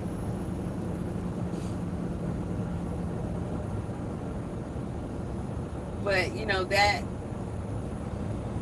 which we don't have any visuals of, but assumingly he did, if I recall correctly, the cop was saying it was a small amount. Could that have been some, some splatter or something? I seriously doubt it was from him actually stabbing someone. 9 times out of 10, it would be like on the back of the hand, on the knuckle or the thumb, and a little more of it than that. And if we want to be realistic, I'm not an expert in that, but that's why you bring these in to testify. If we're going to say there was blood on his finger, we got to look at what kind of blood you're talking about and what you're trying to say it was. And then, that I'm talking about it being able to be admitted and used against him. And then we're going to bring in some experts to say, is that even realistic?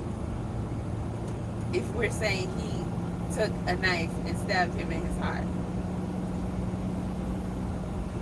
I'm inclined to believe that,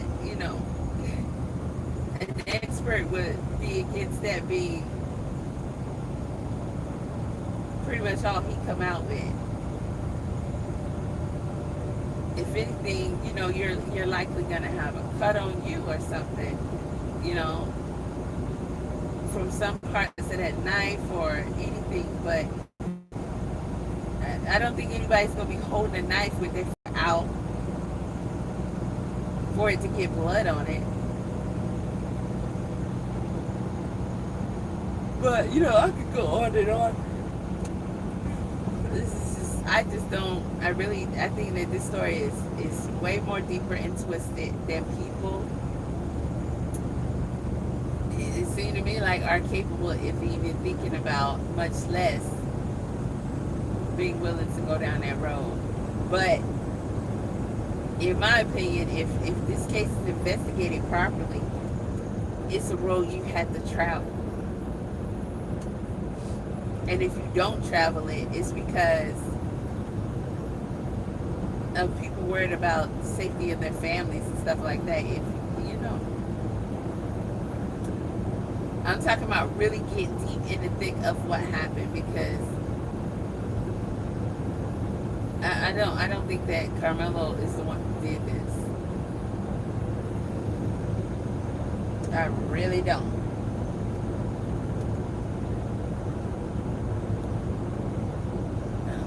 This is insane, man. This is insane. Condemn those boys' behavior. She condoned it. Salute to Monica Talks coming in with the $10 super chat. These racist, corrupt, connecting people in high places are diabolical. Karma is coming. Keep speaking, gentlemen. Then representing my hometown, Memphis. Are you from Memphis? Salute to you, Monica. Salute. Thank you so much for that. I appreciate you.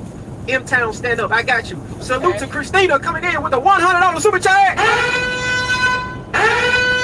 Bro, Christina don't be playing no games when she be representing. Christina plays no games.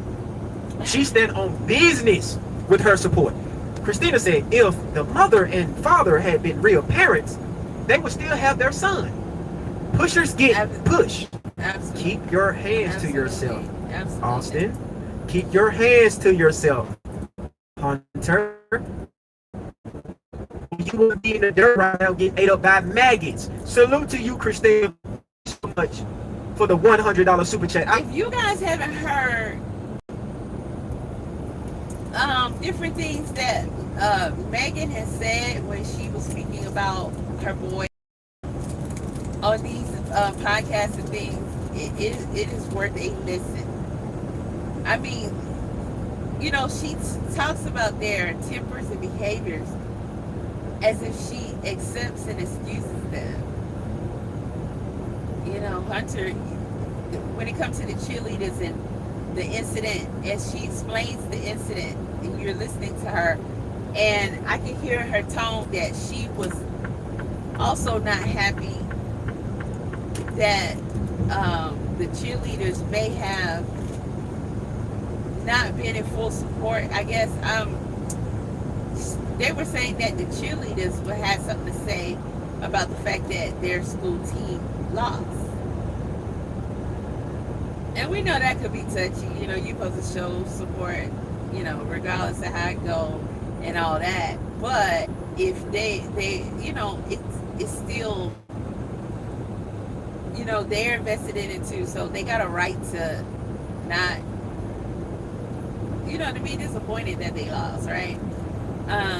So the exact words that the girls were saying was never really said, but they were just, you know, having, you know, something to say about the fact that they lost, having their own conversation. And Austin and them heard her, and they started confronting them.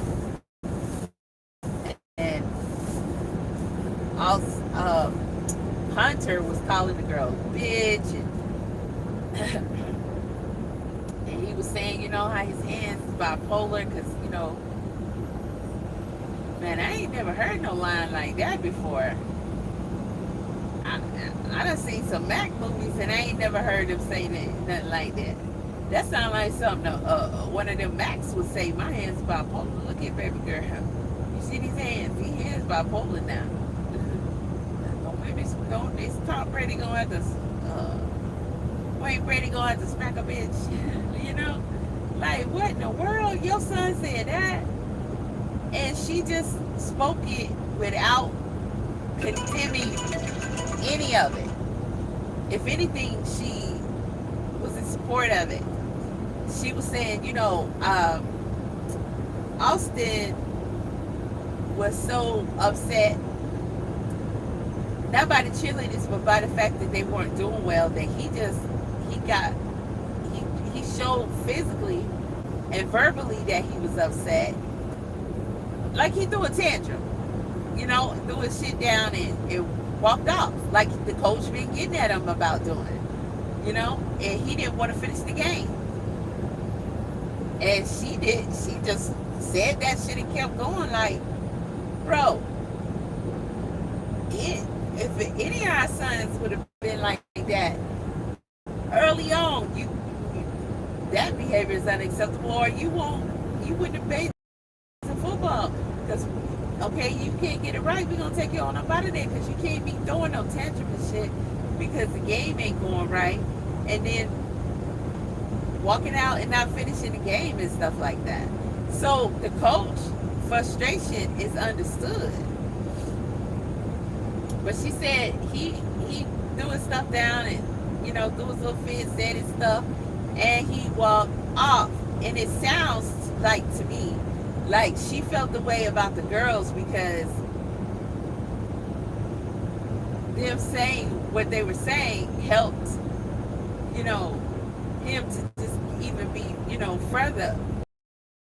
I mean, the woman told the story herself. And then she was saying, like, now Austin, that's another story. Austin will confront the girls and say shit like that. And I'm sitting here listening to this, like, and this is after her son is killed. I'm like, what the hell? She said he did say something to them, but she stepped over the words he said because it was important about the words he said. He called her a bitch. He called her, I think one of them a fat bitch. And he was talking about his hands being bipolar, like he was blowing up at them girls. And she said he has a temper. He's the one that likely will blow up, and she said Austin would not come at girls like that. So I guess that's why he threw his shit down and had a fit, like a toddler and walked off. But Hunter will confront girls.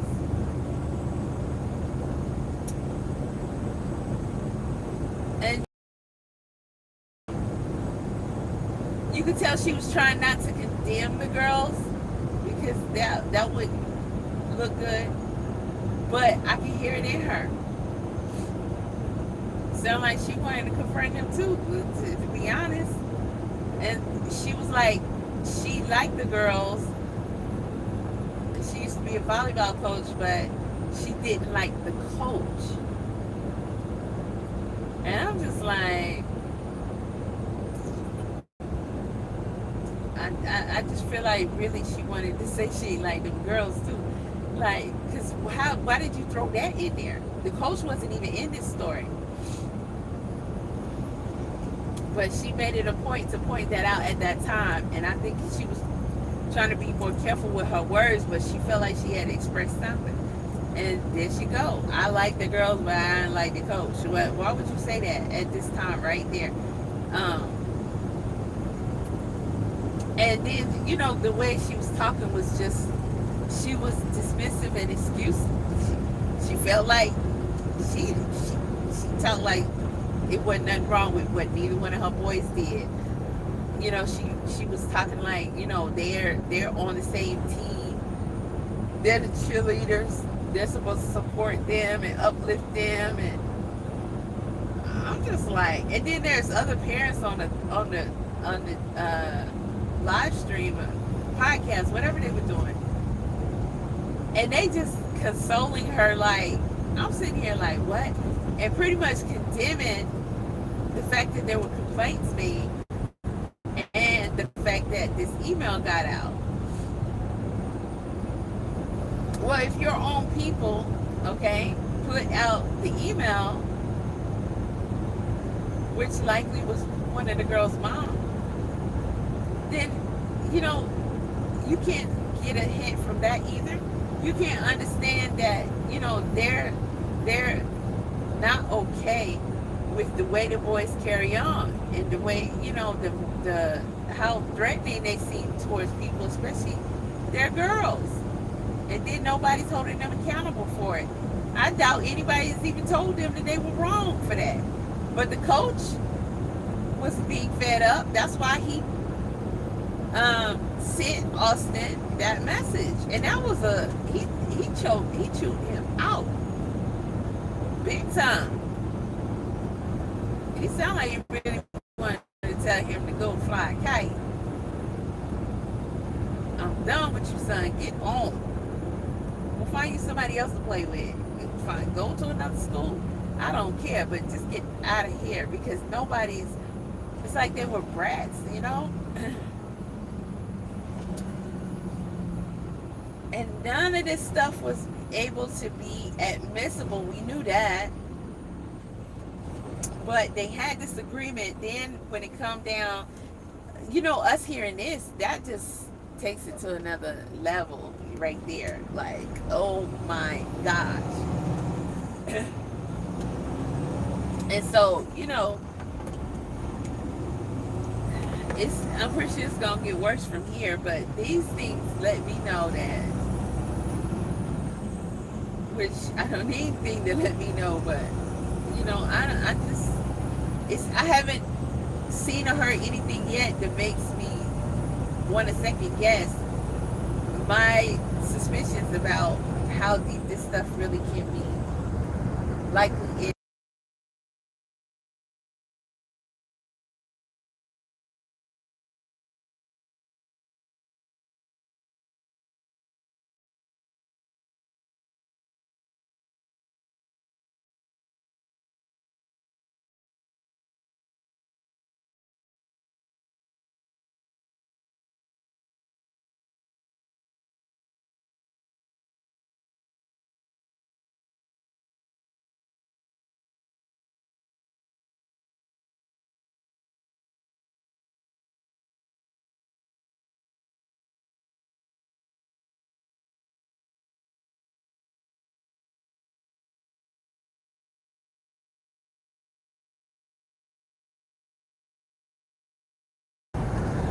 So the sign that came up, but it's giving a little, I don't know, maybe the AC got me like this. I gotta get some of this air, like it's kind of chilly. I wonder if it's gonna rain, because it just, this is a Friday. And I appreciate you, love. Shout out to you. You are the real MVP. But I need Megan to come to the forefront. That's what I need. I need Megan to come to the forefront. And I don't want to hear nothing about Austin being this beloved individual, because the affidavit states otherwise, family. It states otherwise. Matter of fact, it does. I would do you one better, family. I'll do you one better. Give me 1 second. Because it's the nerve of these people. The nerve of these people.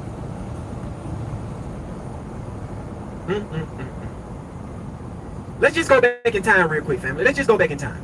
If you know anything about the cheerleader email, we kind of talked to Brandon about it a little bit. He didn't go into too much detail because of his beat them, because they hadn't won a game in like 3 years. The one that who's kind of more of like he would get more upset about things. He went back on the field and finished the game. Austin was like, I'm done. He was just cheerleaders. I loved the girls. I wasn't a fan of the coach. Because don't fast forward through it, please. I just told the story and then he plays it, but then he fast. Let it play. Let the whole thing play. For people who never heard it before, let it play. Jeez. And Hunter, more than likely said something nasty to one of them. Hunter more than likely said something nasty to one of them. This is Megan, the mother of Austin and Hunter Metcalf, that was arrested for racist graffiti. Because that's how he approaches things. And Austin just went over and was like... That's how Hunter approaches things. He approaches things aggressively, violent. This is the mother talking, Mr. Representative. The mother stated that Hunter approaches things aggressively and violent. It don't matter if it's a girl or a boy. He wants to smoke with whoever. But these are beloved twins. Okay, let's keep going. I don't understand why you guys gotta be like that. Like we're upset that we lost, and this is how you're not even gonna support us. So there was not like a physical altercation. It was more of verbal, of like, you guys are assholes for not, you're supposed to be First Memorial supporters, and you're acting like we're shit, and you're cheerleaders on top of that. So I mean, y'all lost 3 games, so you're kind of looking like shit right now. But she sounds like she's speaking from her feelings also. The way she's telling it, she's sounding like she can understand their perspective, and she condones their behavior. She's not condemning them confronting these girls like this at all. This is crazy. fast forward to the email that was sent. From what I understand, the coach had talked to Austin and Hunter about just what happened on the field the night before. So basically, they sucked. They got mad because one of the girls called them out for being mediocre football players. They sorry, and they didn't want to take accountability for the way they played on the field. So they take it out on anybody that say something to them. But I want to show you guys this as well, right? Representative Fallon went on Fox News and made a bold statement. And let's add some gasoline to the fire of how he's going to come crashing down once all this get exposed. Check this out, family. Well, I've been here since kindergarten, and now I'm graduating 12th grade. My family traveled a lot, and it became tough at times to get all my work in and so forth. My teachers were wonderful, and they were able to assist me along the way, and you... It could be no more corrupt. I find out this. This is United States Representative Pat Fallon. You want to guess where Pat Fallon's son goes to school? You want to take a guess at who Pat Fallon's son's friend is? If you said the Metcalf family, well, you'd be right. Pat Fallon's son was on that field the day that all this took place. Did you know that? And I'm absolutely sure that U.S. State Representative Pat Fallon didn't have any influence over the fact that the boy who stabbed his son's friend got 35 years in prison. Right. What else I found out? Do you know that the coroner said that the way that Austin was stabbed was in a weird position? Lots of people are saying that was because he was in a headlock when he stabbed him. But I thought it was just... Hey, Harvest, you got 30 seconds to super chat $500. You are on the clock, buddy. Push. Didn't you? Just when I thought that the Karmelo Anthony case... Yeah, see, that's what it is. He came on this platform and made a bold statement. And guys, I understand that the trolls are in the building. They upset at this truth. They are upset. They cannot fathom that Karmelo stood up for himself and he put Austin in the dirt where he belonged. We don't care. Harvester, your time is up, buddy. You got to get up out of here. All the trolls, before you put your troll comments in the chat room, it is a $500 interest fee to be around all this black excellence. We don't allow nonsense in the room, but you can pay a fee to be among us. Other than that, you on the outside of the club screaming about what's going on the inside of the club. Shout out to the team, shout out to the chat, shout out to the family. We are live in the building. We got 500 viewers in the building. Thank you guys for joining me on this evening. Let's get the likes up, family. Let's get 500 likes in the house right now. Let's get 500 likes in the house right now, family. Let's make these trolls mad. They coming in here already chipping out. Oh, Karmelo, whatever. Shut up. Shut up. Pay that $500 fee if you want to be around the team. That's just how it's going to be. We are going to continue to put this in y'all face and make y'all have mayo attacks because y'all refuse to get held accountable before your bullshit. Just like this representative got on Fox News and just straight up lied. And Fox News even knew that he lied because they deleted this interview. This interview is not on Fox News platform anymore. Megan made sure, the mother of Austin made sure when that email came out that she ran her fat ass to TikTok and tried to defend him. Since this affidavit dropped, nobody been coming to Austin and Hunter defense. Jeff Metcalf ain't did no interview, ain't did no podcast. Megan Kelly did 15,000 videos on Karmelo Anthony. Nancy Grace did 15,000 videos on Karmelo Anthony. Ever since this evidence dropped, nobody has been said a peep, family. Not one. But we have to make sure that we put it back in their face and make them remember all the lies that they spread about our brother Karmelo Anthony. Just like the representative did. Because of course he's going to support Austin and Hunter. His son on the team, and he's a racist piece of shit. But I guarantee you he won't break his ass on Fox News and Fox News asking this question. And Fox News, by the way, why y'all ain't saying nothing about this affidavit? Fox News, you know what? Let me show y'all something real quick. I did a little experiment, right? I did a experiment.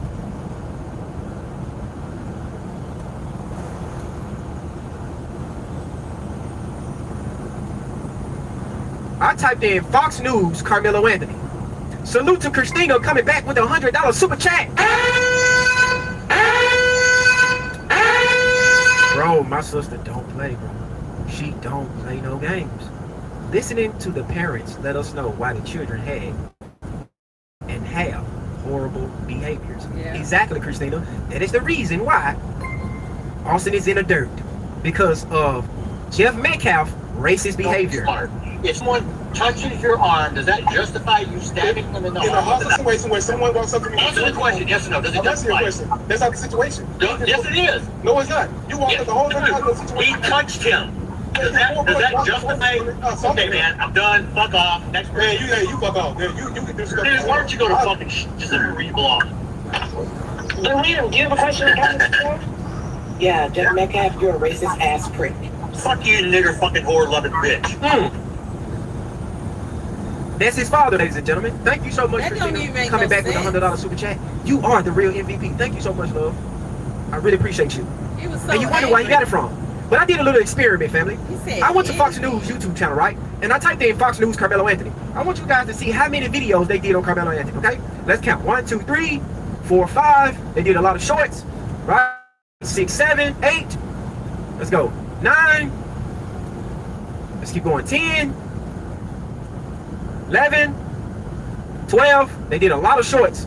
13, 14. These people, let's just say they did, look at them, more videos. They did over 30 videos on Carmelo Anthony, family, but not one video and to talk about the affidavit they dropped. This is what they did, family. Wow. 1,000 videos on Carmelo Anthony and not one video talking about the affidavit. The last video that they made was 3 weeks ago. Ain't nobody said a peep ever since that affidavit, but they had all this to say. They had all this to say. I can keep going all the way down, family. Don't get it twisted. I'm just being gentle. I just didn't want to waste y'all time. I can keep going. Fox News, Fox News, Fox News, Fox News. Look at that. Fox News. They got a whole bunch of, this is them. Fox News. 1,000 videos, but not one video about that affidavit. Not one video on Nolan Wills. Not one.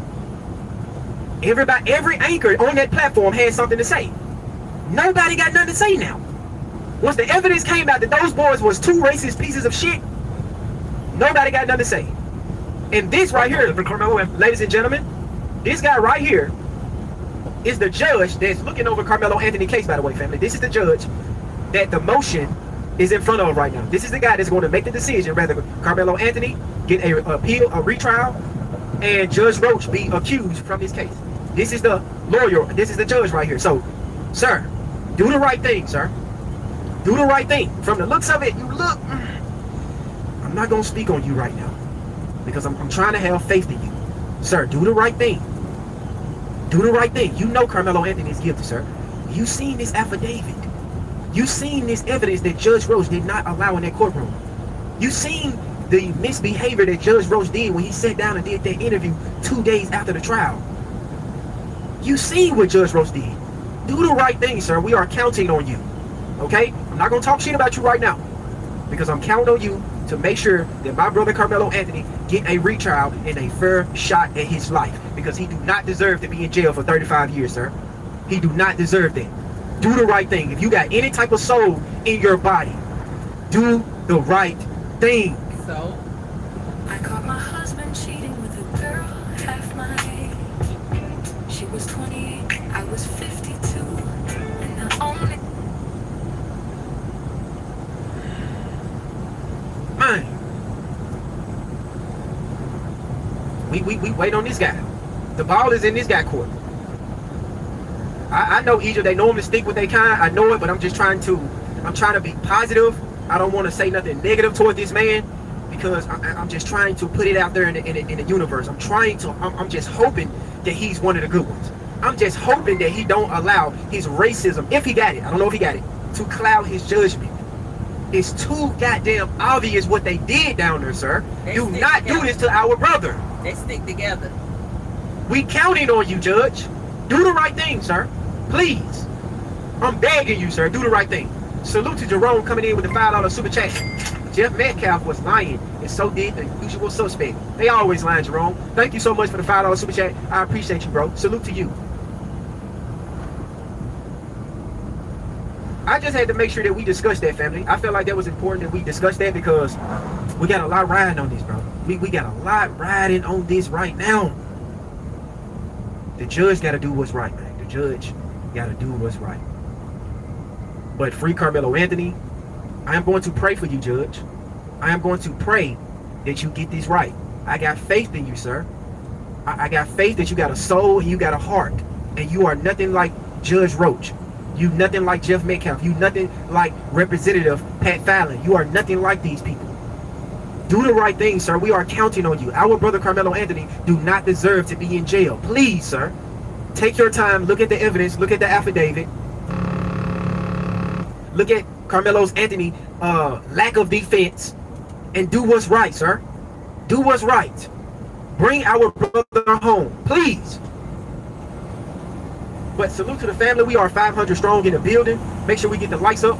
Salute to the family. Salute to the chat. Salute to my channel members. I appreciate you. For everything that they can to try to silence us, to try to discredit this family.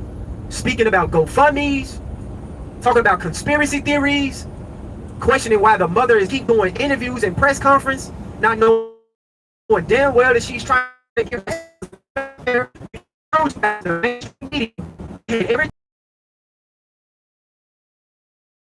but by Nolan Wells being the victim, they don't want to cover it. They don't want to talk about it. So the family is on a press tour, getting the story out there. Just because we know about the story, family, does not mean that this story is nationwide. I just wanted to show you guys what these devils are doing out here. They desperate. They making up lies, trying to create false videos, and to make this woman seem like she don't give a damn about her son. Very disgusting. Let me play this one more time. I will not have a funeral for my son, Nolan. This is scary. This is, bro, this is so goddamn evil, it don't even make no sense, family. This is so damn evil, it don't make no fucking sense. None whatsoever. Sam here with a Nolan Xavier Wells update.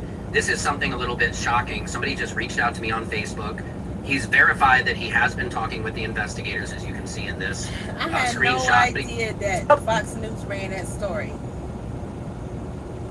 Their lies are getting exposed. They are getting exposed, so they try to pull everything that they can to try to silence us, to try to discredit this family.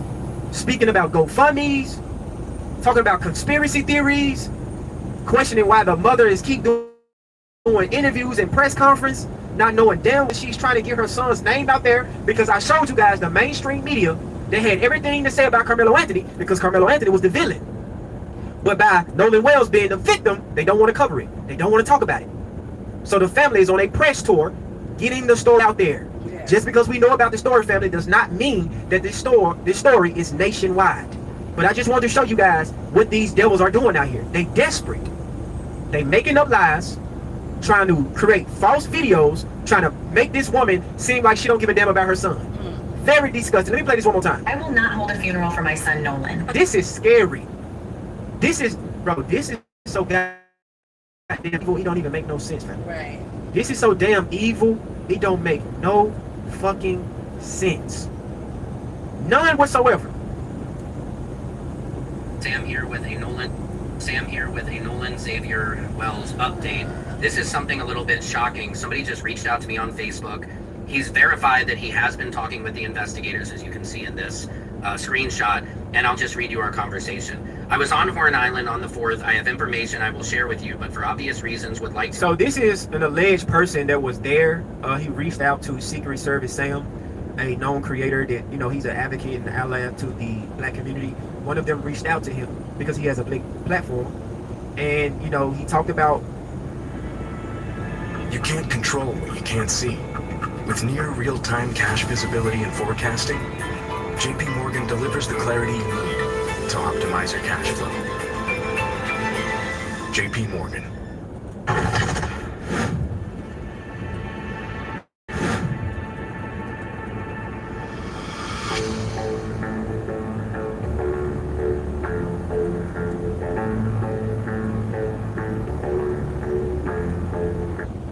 Sitting down with the police and answering certain questions and what he believed happened to Nolan.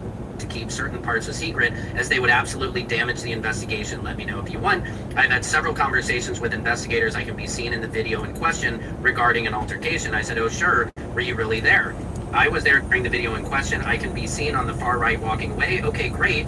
What would you like to say? I will not use your name or anything. Then he sent me these screenshots of the phone calls. I said, I believe you. What would you like to share with me? Thanks.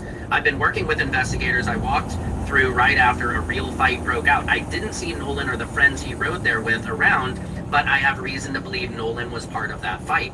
What do you think happened to Nolan? Why do you think he was part of the fight? Doesn't matter what I think, only the evidence and where it might lead. I didn't see Nolan's friends he rode with, but the friends who he was supposed to be catching a ride home with appear to be lying based on what I saw and what they're saying. Okay, so he said that he believed there was Nolan in that fight. And Javion, the so-called best friend, and the Tracy kid came out and said there wasn't Nolan in the fight with those white boys. That was him, right?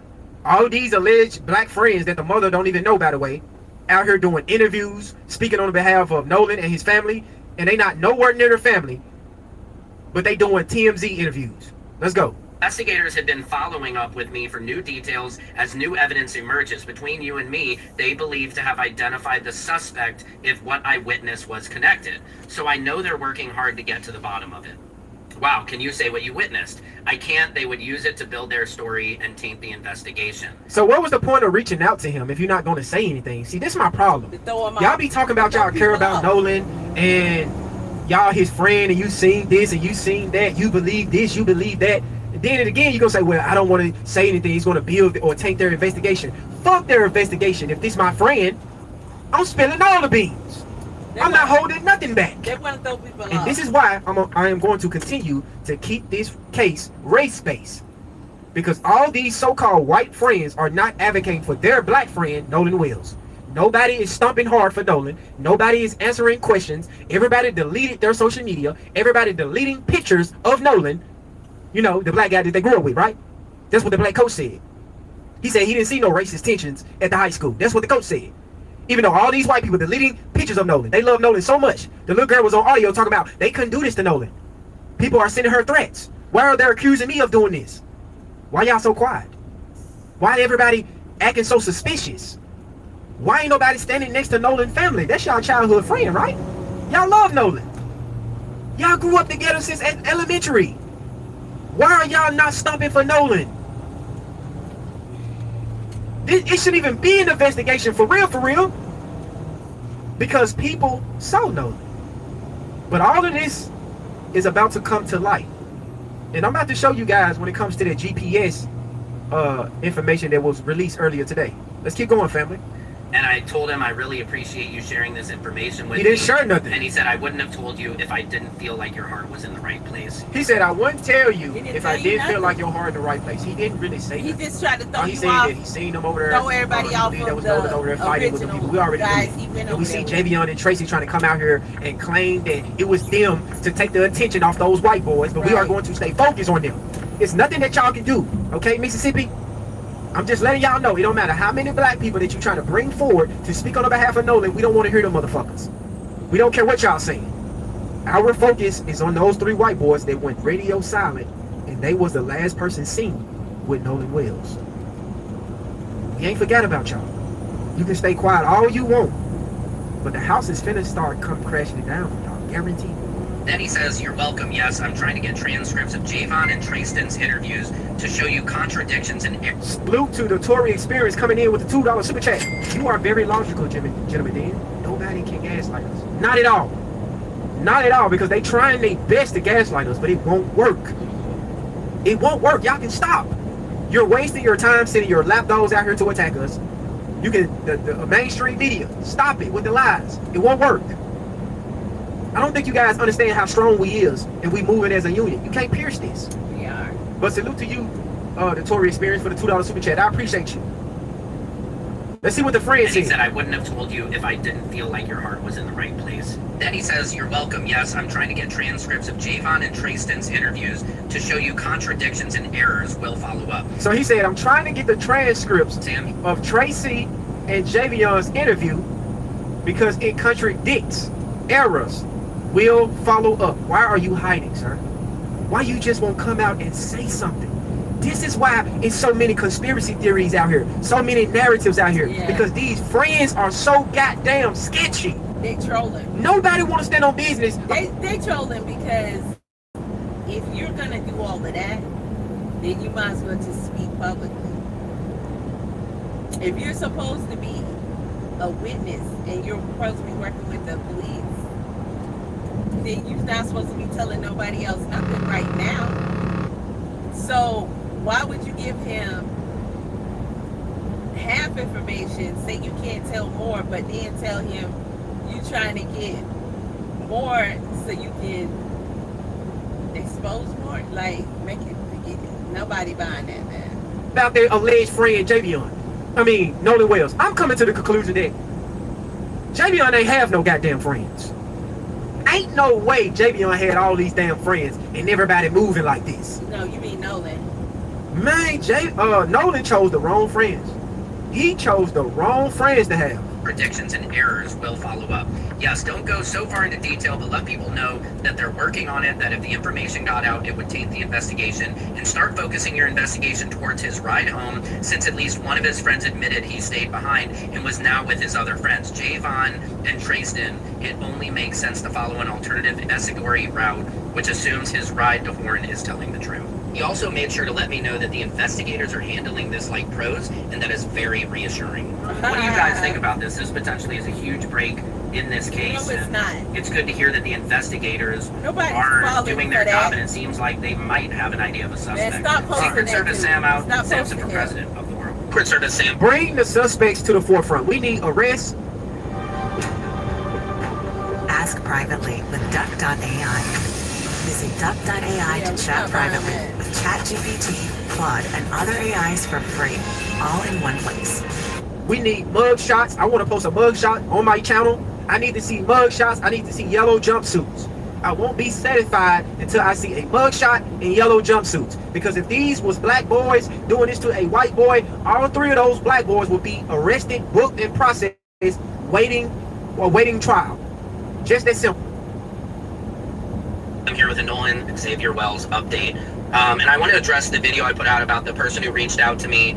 I understand people in the comments are saying he's lying. I was not fully processing what he was telling me, and him trying to direct me in which way the investigation could go is kind of a red flag. Right. And then I now understand. See, I thought when he was saying the kids are lying who he rode back with, I was imagining the 3 white kids on the boat, and so I thought he was giving us that admission. But what is very odd about this whole situation, or maybe not odd, this is the American racism, is why is TMZ only interviewing black people? They're only interviewing Trayston, they're only interviewing Javon, they're only interviewing the black football coach. Why are we not hearing from any of these white kids? They're all lawyered up. They're protecting the truth, right? You know why they're not interviewing them. We know why. Keep the focus off the white boys. Let's turn down the racial temperature and put black faces. That's why they do get him up. Let's send the black assistant coach, not the head coach, not the principal, not the teacher, not the college coach. Let's bring the assistant coach, the black guy. Yeah, go out there and tell them that it wasn't no racism at the school. It wasn't no racist tension. Yeah, the black guy Tracy, go on the news media and lie like you Nolan Wells' best friend, even though the mother said she don't even know who the fuck you is, sir. She never met you. You never came over to the house. You went on that news network and said, hey, that wasn't Nolan, that was me. Javion, sit down doing a goddamn TMZ interview. Who told you to do that? You ain't speak to the family about nothing. All of a sudden, you on TMZ doing interviews. TMZ ain't asking no white person about do they think this is racist. It's all about black people because they still running their entire playbook of pushing black token people in front of us, thinking that that's going to sway us in the opposite direction. Right. No, my focus is on those 3 white boys. Those 3 white boys only. And so I want you guys to know I'm just doing my best to articulate to you guys the information I'm getting, and I look at it as almost a lead. And I love everybody in the comments because you guys really help me, like, Sam, no, this guy's lying, this guy's lying. And I understand that when a majority of people are telling you something, you have to listen to that. So I believe you guys, and I thank you for your honesty. And another thing I want to point out, white people only need one black person to validate their racist thoughts or their truth or their narrative, but ignore the voices of thousands of other black people. So for example, when you have somebody like a Stephen A. Smith or the one black guy on Fox News or an Officer Tatum who spews just blatant racism about black culture and black people, white people listen to that one person instead of taking the time to find out what the masses of black people are saying. And I just want you guys to know, I hear you. I'm just doing my best to get justice for Nolan, and I'm doing my best to weed through. I get so many different messages and emails, and the last thing I ever want to do is put out any misinformation. And I understand now in hindsight why the messages that guy sent me looks like he's trying to put the blame on the two black friends, right? Because that's easy. That's what white people have done throughout history, whether it's Emmett Till or anybody you could name. It's always putting the blame on the black person. And I am here to let you know that I'm not for that, and I am for getting the truth and justice for Nolan. I love you guys. Secret Service Sam out. Yeah, and he touched on some good points with these token blacks, right? These racists like to put these, token blacks like your Officer Tater Tots, your Pochops, your Mr. Potato Head, your Moose Face, right? They like to put them in front of us to try to justify their racism. Look, as a black person, they agree with us. You think we listen to Officer Tater Tot? I can't believe that these racists still running this same playbook, sending their Sambo class out here to attack us, thinking that we are listening to them, taking any advice from them, when we know that they are sellouts. We know that they are tap dancing for you guys' validation. They means nothing to us. They are the scum of the earth when it comes to us. You wasting your time. We are laughing at y'all tokens. We laughing at them. You think we taking them serious? You think that we taking somebody like this serious? Launched a GoFundMe for the loving memory of Nolan Xavier Wells. You think we taking somebody like that serious? All he doing is focusing on money. That's all he's doing. He's trying to paint a narrative about the family to try to sway public opinion, but it's not working, Pochop. I continue to tell these guys, y'all, that they have nothing to stand on. Nothing. Let's make fake AI videos about the family. Let's post about their GoFundMe. Right? Let's talk about this. Let's talk about that. But when right? When Jeff Metcalf come out with this, nobody bats an eye. I'm the only person talking about this. This is a new GoFundMe. After raising almost $600,000, nobody batting an eye. Nobody. But let's keep talking about it. So I guess they figure if they make a video saying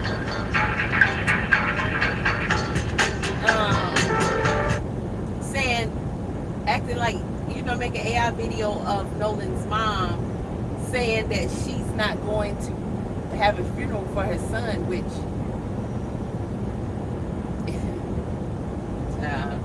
I guess by them putting that video out, then they can give people the question, why should they donate?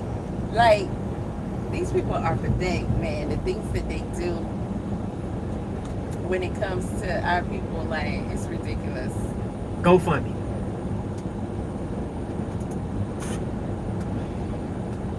Salute to the family, salute to the chat. We are in the building, ladies and gentlemen. Yeah, that's the only playbook that they got. Let's run with the money narrative. Yeah, all this is about money. Yeah, they trying to get money. So you know what we can do now? We can say that they trying to come up off their son's death. Yeah, that'll get people to come our way. No, it's not gonna work, idiot. Are you dumb? The Fight Plus News, I'm John Apple. We're at the west tip of Horn, and our village phone stopped working. We're thinking. Last night we were sharing breaking news in regards to Nolan Wells, as audio from a toll call made by his friends around 3 p.m. on July 4th, according to ABC News, would be released. Now, in an extended version of this call, we are now hearing where they were exactly when the call was made. According to now released audio and GPS graphics, they were on the western tip of Horn Island. We're at the west tip of Horn, and our village phone stopped working. We're thinking. Now, as you know, we've been following the story, and what we have now noticed is that the call looks to be made in the same area Nolan's body was found 2 days later on Monday.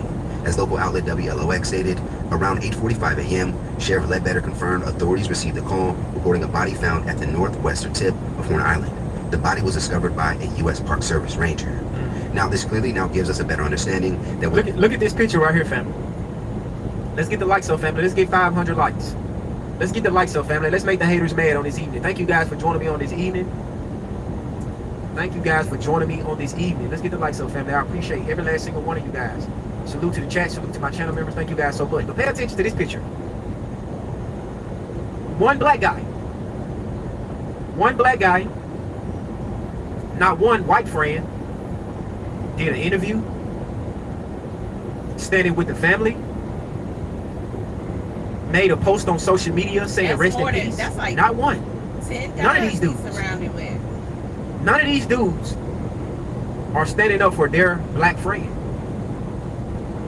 Soon as Nolan disappeared, they go home, act like ain't nothing happened. The first thing that they do is delete their social media. They innocent, right? They ain't had nothing to do with Nolan. Y'all gotta stop that. Y'all gotta stop lying on these white boys. These white boys ain't had nothing to do with Nolan, even though they was last seen with him. As you guys can look at the map, they found Nolan's body at the exact spot that their boat allegedly broke down. They had to get towed from that area. But they had nothing to do with these guys. This is crazy. Y'all should even assume nothing like that. Y'all need to stop race baiting people. This is not about race. Nolan drowned. It's obvious he drowned. Right? Even though all of his friends are in hiding right now, these are individuals he grew up with since childhood. And that's a good question. Why is he always in the middle of the picture? You know why? Because he's the token. He's the token. These boys was jealous of him because he was always with the white girls. The white girls love Nolan. And you know how insecure these white boys is when it comes to black men putting their soul pole inside of Binky. But I just want to pause it right here so you guys can take a good look at this picture right here. And you tell me that this has nothing to do with race. These are his honest friends. These are his good childhood friends, family. They love Nolan. They wouldn't hurt Nolan. They wouldn't. How dare y'all say something like that? Even though not one of them saying a goddamn word. When the friends allegedly last seen Nolan at 3 p.m., they would make a call about the boat taking in water and needing up a tow. GPS data graphics would again also confirm they were located on the northwestern tip of the island. Now at 4:31 p.m., they would eventually be towed for about 2.7 miles out before returning to normal operation and headed back to land. Now after gathering all this information, it now seems for some that Nolan's incident, given that his body was found in the same area, had to have happened between the call at 3 p.m. when they stated to last seeing him and when they would be towed away at 4:31 p.m. Wow. Now another thing that would stand out in the audio and raise suspicions is that the dispatcher would ask the boat's operator if everyone on board was in good health. And in response to that, he would go on to say, yeah, everybody is on board. We're thinking, can y'all please tell me? Is everybody on board in good health otherwise? Yeah, everybody's on board. Now what is hard to understand for some is if they waited for a tow to help them leave the island, why did they continue having no contact with Nolan, given that they were all friends and this towing incident seemed like an emergency?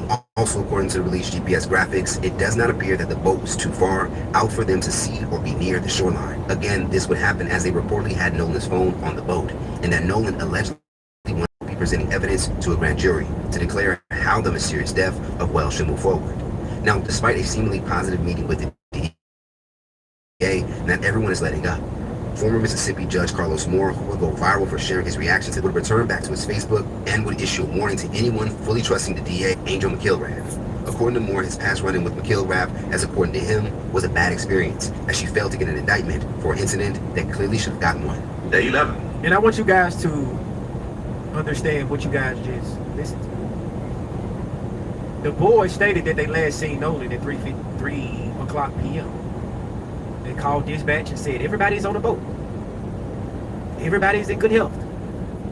Everybody is on the boat. Everybody. They towed the boat back to land at 4:15 p.m. Nolan wasn't with them. And they last seen Nolan at 3 p.m. So from 3 p.m. to 4:15 p.m. when they was towed back to shore, I asked the question again. What happened to Nolan? Oh, Nolan went back and talked to a girl he just met. Yeah, he wanted to stay back and he kept his phone on the boat. Yes. Allegedly, some of the friends have called Katie, and Katie confirmed that, hey, he wasn't with me. He wasn't with me.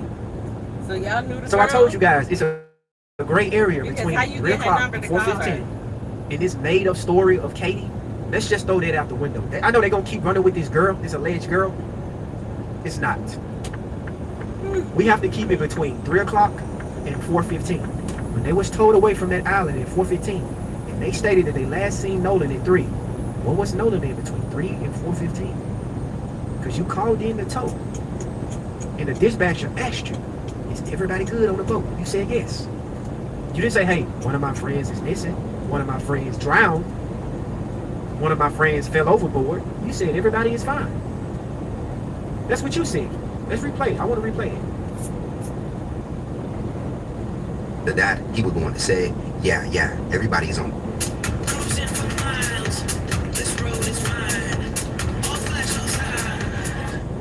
Step inside our groves and you'll see that we hold ourselves to an extremely high standard. California avocados are sustainably forward. We're thinking, can y'all please come? Hey, is everybody on board in good health otherwise? Yeah, everybody's on board. Yeah, everybody's on board. Yeah, everybody's on board. Nobody drowned, nobody jumped in the water, nobody got off the boat to go sightseeing, nobody got off to go look for a girl named Katie. He told the dispatchers, yeah, everybody's good, everybody's here. The boat is sinking. So when they came and told y'all, where was Nolan?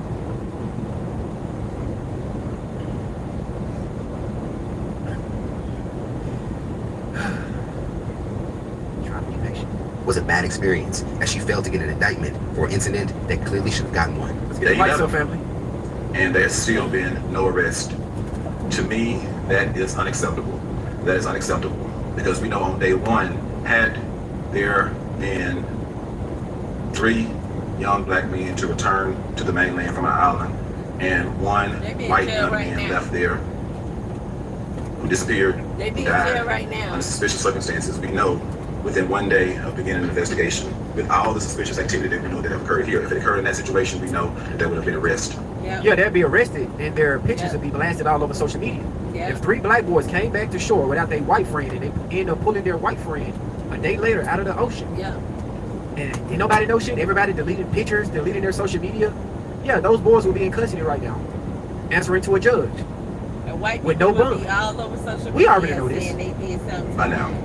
So it's still unacceptable to me that no arrests at all have been made for any particular crime. And I've laid out a litany of potential crimes that members of law enforcement, if they were doing their jobs unbiasedly and thoroughly, could have made by now, but they refuse to do so. The family has been calling for transparency all this time, so I don't know why you would keep them in the dark last week that you were doing an investigation. But when somebody who knows how it's done calls you out on Sunday night, early one Monday morning, you decide to tell everybody that you're doing an investigation. So thank you, DA McRath. We've been wondering what you've been up to the past few days. So now we know, because I don't play. School had recess, I do not play. I don't even play the radio. Those folks know me, they know me well. And if I say it, I mean it. And so I see today, not only did she had announced earlier this week that she was going to work with, or was working with the Jackson County Sheriff's Department, she met with the family and their counsel and gave them an update and told them that she will be presenting all of the evidence to a Jackson County grand jury. That is a step in the right direction. But is it a step in the right direction because we had to call her hand? Had she planned to do that all along? I had the unfortunate experience of meeting the DA, McRath, back in 2019 when I was a partner with the Cochran firm. And Tucson Diamond Sims was killed by a Morris Point Police Department officer on August 8, 2019. It was caught on video. There were several witnesses that said that young man had nothing in his hands when he was shot 5 times in the back by that Morris Point cop. 5 times in the back, nothing in his hands. DA McRath presented all that evidence, overwhelming evidence, and she still could not secure an indictment of that officer in Jackson County. And they want us to sit around and wait on evidence. They want us to sit around and wait on evidence. Wait on the autopsy, even though the medical examiner got a history. I'm talking about a long history of lying about Black death. And y'all want us to sit around and wait on these people to give us justice. This judge, this former judge, is calling out the DA, the prosecutor, everybody that's down there. He's asking them the real question. Why ain't nobody arrested? It's 11 days later. Not one person is in custody. You keep talking about that. We got this suspect. We talking to this person. We got evidence. So obviously y'all got something if y'all bringing it to the grand jury. Obviously. So why are y'all not presenting this to the public? And every mainstream media platform is blurring out those white boys' faces. Every one of them. Even TMZ. But they got Nolan face blasted everywhere. Karmelo Anthony face blasted everywhere. Those 3 white boys, they keep their identity hidden. And they want us to keep their attention away from them. It's not going to happen. So before everybody goes and starts singing her praises, let's make sure she's not going to do another sham presentation to the grand jury. And we know that you can present things to various grand juries until you get an indictment. It's mighty funny that the regular saying is you can indict a ham sandwich. But all that evidence, after someone was killed in 2019, I happened to represent the family at that time as a partner in the concrete firm. And I met with her as well as the family. Similar to what happened today, so I've been through that process with her. She will offer you sweet tea. She's a nice, good son bail. But can she get you justice? We're not going to sleep on you, Amy. Angel, excuse me. We're not going to sleep on you. This time, we expect you to present the evidence in a manner like you present it in other situations. Oh, she ain't got no choice. She better, because all eyes is on you, Miss Lady. All eyes is on you. All eyes are on All you. eyes leads to Mississippi. That you can secure an indictment or indictments. I do know you don't have to be indicted for anything to be arrested. Yep. All of this evidence is out there now. It should have been presented to a judge by now. Some of it for probable cause to make arrest. Right. Some of it to get the search warrants. Exactly. Yeah. I am not about any dilatory tactics. You're not going to punt the ball and put it on the grand jury. Certain folks need to be arrested now. Yeah. If there's so much evidence, evidently there's enough evidence for the FBI to now be involved. Yeah. Evidently there's enough evidence now for the DA to announce that she's going to present things to the grand jury. There's nothing to present to a grand jury that doesn't an accidental drowning. An accidental drowning under no suspicious circumstances would not require a presentation to. It's hard to lead in the dark. JP Morgan provides visibility into where your cash is and control over how it's unlocked. What I suspect is common knowledge is telling them something happened because they have privy to that autopsy. They know what condition his body was in. And they likely cannot declare that a drowning, but I'm pretty sure it looks like, based on what we heard, that, or it's just hearsay at this point. But if these things are true, and on top of that, what we suspect, that his body is going to show he was murdered, right? And the way these people came home and just kept to themselves and say nothing about Nolan. And what gentleman then just presented, a call that they made to get some help. What caused their boat? Whatever that was that they said that happened to the boat. What caused that issue? And what could cause that issue?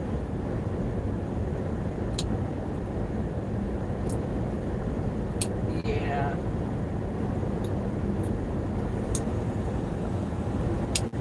So you can optimize your cash flow decisively.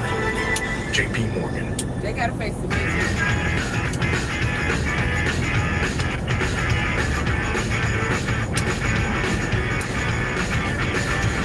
A grand jury. Exactly. And the DA can make that call herself. So evidently, there's something not clean in the milk. Exactly, because if it was just a drowning, you won't need to present nothing to the grand jury. It's a drowning, right? Yeah. No foul, no harm. So obviously, these ladies is hiding something. It's very obvious what they're doing. But every time I go on social media and I look at the mainstream media, they trying to sway us somewhere else. Over here, stop making it about race. Put all these black people in front of us. Where's We've the been press talking to this person. conference? We've been here at the church saying, hey, we talk to everybody. Okay, where is the arrest? Nobody is in custody. I haven't seen not one mugshot yet. And I'm pissed off I ain't seen no mugshot. I'm ready to post a mugshot. Right. There is something not clean in the milk, and they know it.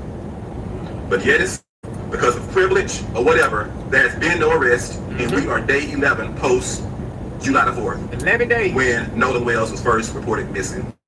Yup. Now I'm the people's judge, and I shoot to you straight with no chaser. That is unacceptable. Yes, indeed. It's unacceptable. I agree. You think we're going to sing your praises because you put on a dog and pony show. You can say the right thing, you'll be courteous. But the Mississippi I know, the Jackson County I know, They will smile in your face and serve you 2 glasses of sweet tea and still stab you in the back. Yep. I can talk about it because that's where I'm from. Now, the fact that this has even escalated to be presented to a grand jury would also hint to more that a simple drowning must not have taken place. Exactly. Let's talk about them in the comments below. Now that we're identifying that the call to get towed matches the same location where Nolan's body was found 2 days later, that this has even escalated to be presented to a grand jury would also hint to more that a simple drowning must not have taken place. Let's talk about them in the comments below. Now that we're identifying that the call to get towed matches the same location where Nolan's body was found, simple drowning must not have taken place. Find that the call matches up to the exact place that Nolan's body was found. That's it right there. The 911 dispatch call that we just heard, family, matches up to the exact spot where Nolan's body was recovered. There's no arrest, no suspects that we know of. Unacceptable. These people are trying to run to a grand jury without providing any type of goddamn evidence to us. Show us the evidence, ma'am. Who is the goddamn suspects in this case? How you just gonna run to a grand jury? You're not gonna tell the public what you got. The family have not even heard from this lady. She said she's working with the family, but what did you got? We want to see. I told you guys, this is crashing down on them right now. Those 3 white boys got something coming for them. While everybody's trying to come out and cape for them, defend them, Judge Ashley Cole making a bold statement trying to defend her stepson, saying that Nolan made the decision to stay left behind, but you left one important part out. Judge, they last seen Nolan at 3 o'clock p.m. That's their statement. They was told at 3:15. Where was Nolan between that time, Judge? And not only that, the exact location where the call came from is the exact location that they found Nolan's body. So what did they do after they called 911 dispatcher and talk about something wrong with their vote? Did they fuck up their vote on purpose after they dropped his body in the ocean after doing whatever they did to his body, allegedly? And then call for a rescue to come tow them back so they can have an alibi? Because it's still a gray area between 3 o'clock and 4:15, family. You're looking at the map right now. This is the map. They pinged the cell phone call from the dispatchers in the same location that they pulled Nolan bodies out. But let's not hold these white boys accountable, right? Judge Ashley Cole said, hey, let's put the attention towards the Anthony's family. Yeah, we doing that, but we keeping the attention on you, bitch, and your son. I don't know who they, sometimes I get confused, like, who the fuck do they think we is? The way they talk to us and the way they try to manipulate, I be thinking, like, do they really believe we dumb or something? They do. Like, do these people really sit down like, yeah, we're going to just send this to the blacks, and the blacks going to agree with it, and the blacks going to send that black man out there and run with this, say it's not about this, don't talk about this. Yeah, that's going to change the blacks' mind. Because they know that there's a lot of blacks that will. Are y'all this stupid? Like, all this stupidity that's coming out really angers me. It really pisses me off. How they trying to talk to us like we stupid, we don't know what we talking about. Right. Again, let me play this part one more time. Let's talk about them in the comments below. Now that we're identifying that the call to get towed matches the same location where Nolan's body was found 2 days later. The call matches the exact location his body was found. As you guys can see right here at the red dot. Body found in northwest tip. That's where his body was found. Horn Island is right here. This red dot is where his body was found. This is where the 911 call was at. Was it their right there? Did they did something to their boat to get towed? I need answers, man. I need answers. Or did some kind of incident. And Judge, and I hope that DA put some charges or something on that Judge Ashley lady. I'm still feeling some type of way about what she said. She don't get away with what she did. She don't, family. Especially if it's proven that they have something to do. These people try to talk to us like we stupid.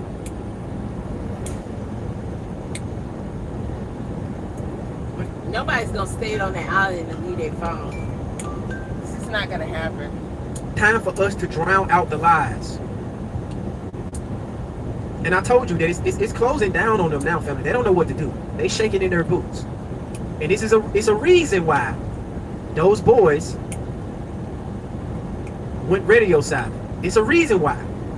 Because if there was innocent and they had nothing to do with this, it would be no reason for them to not speak to the public if Nolan was their childhood friend. I want to make sure I put their pictures up because the mainstream media, is trying to cover up their face. So I want to make sure that I do my part to continue to blast their faces out there. Every opportunity that I get, I want to make sure that I highlight every last single one of these childhood friends that love Nolan well so much. Y'all love Nolan. I looked at the protests out there. I ain't seen not one of y'all out there. Not one. I'm seeing all these TMZ articles, interviews. None of y'all. Judge Ashley talking about some, I'm sorry for deleting my social media. You're not sorry, man. You're just sorry you got caught. They parked that boat behind your house, allegedly, Judge.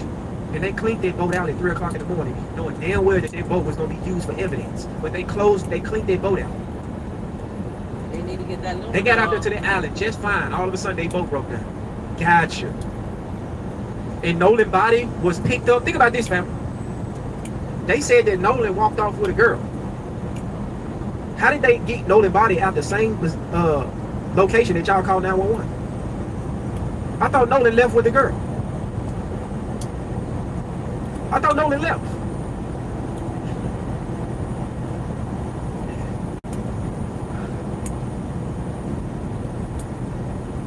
Yeah, no guy's gonna do that. One bathroom change that could save your life. It's 50% off right now. But that's not why 10,000 families switched. Shower falls cause over 2. Nope. Absolutely not. 3 o'clock to 3:15. Nobody got nothing to say. That's it right there. 3 o'clock to 4:15. What happened to Nolan? That's all I want to know.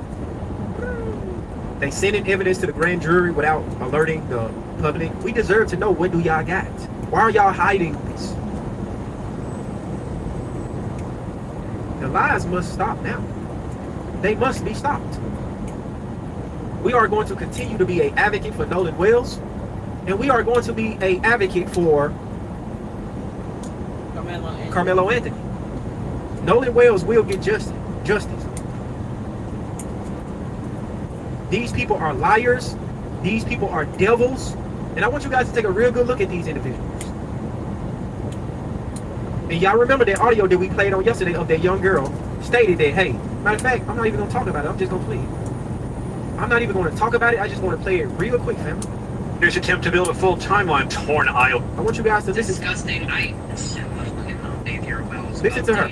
And Nicole Everything has this amazing audio. And so Wyatt was like, Nolan, get on the boat. Like, we're leaving. And Nolan was talking to that girl, Katie McCormick. And he was like, oh, I'm just going to go back.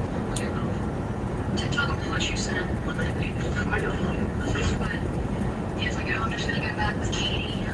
He was like, I'm going to go back with Katie. Katie, you need to come to the forefront because they lying on your name. Everybody is putting the blame on you, Katie.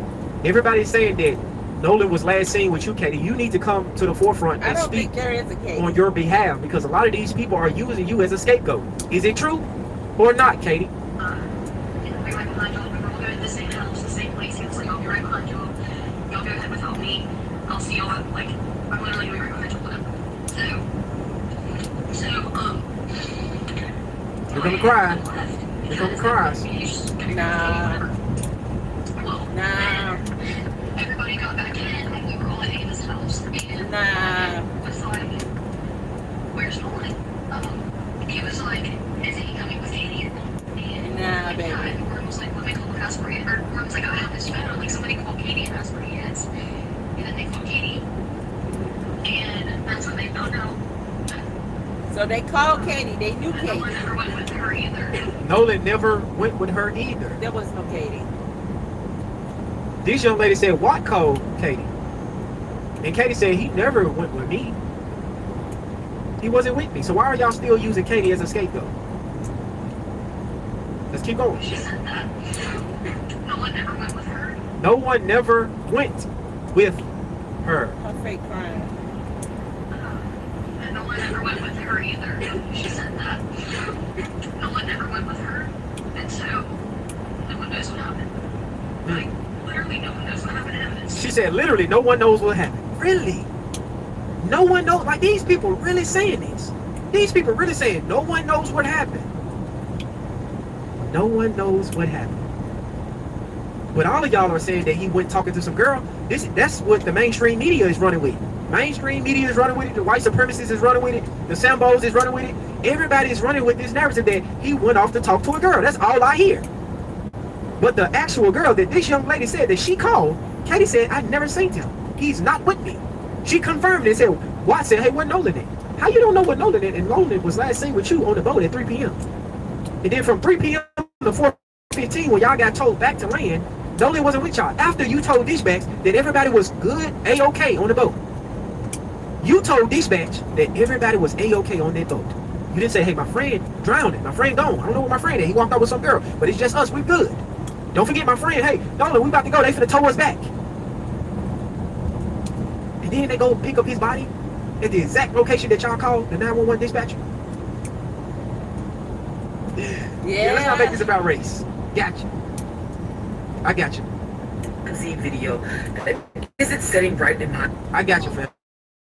All of this makes sense. But I do want to update you guys on this right here. Daniel, real quick. Daniel Irvin. Family, please pay close attention to your black teenage boys and girls.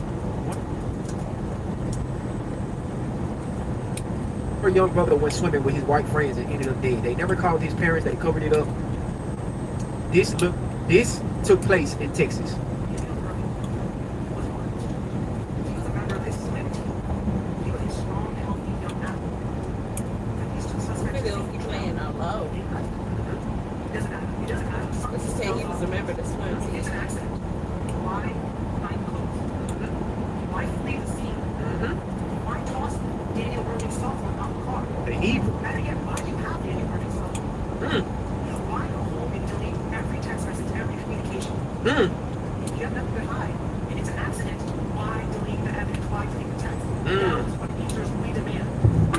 That sounds very familiar, fam. And this is he's asking the right question, right? And this is our good brother, Daniel Irvin, may he rest in peace, a 19-year-old kid in Texas that went swimming with his white friend. Y'all know I love y'all white friends. His white friend. He allegedly drowned. Guess what his white friend do, right? Guess what his white friend do? You know, these want to get Daniel help. They took off Daniel's clothes, threw it in the tree. Yeah. They got Daniel's phone, deleted all communication with him out of his phone, drove off, threw the phone out the car, and fled the scene. And they tried to label this death as an accidental drowning. A dude that was on the swim team. And the attorney right here asking very good questions. If you innocent, why did you flee the scene? Why did you take his clothes off? Think about how demonic you have to be. A dead body in front of you. Your friend just drowned, allegedly. I think you did something to him, in my opinion.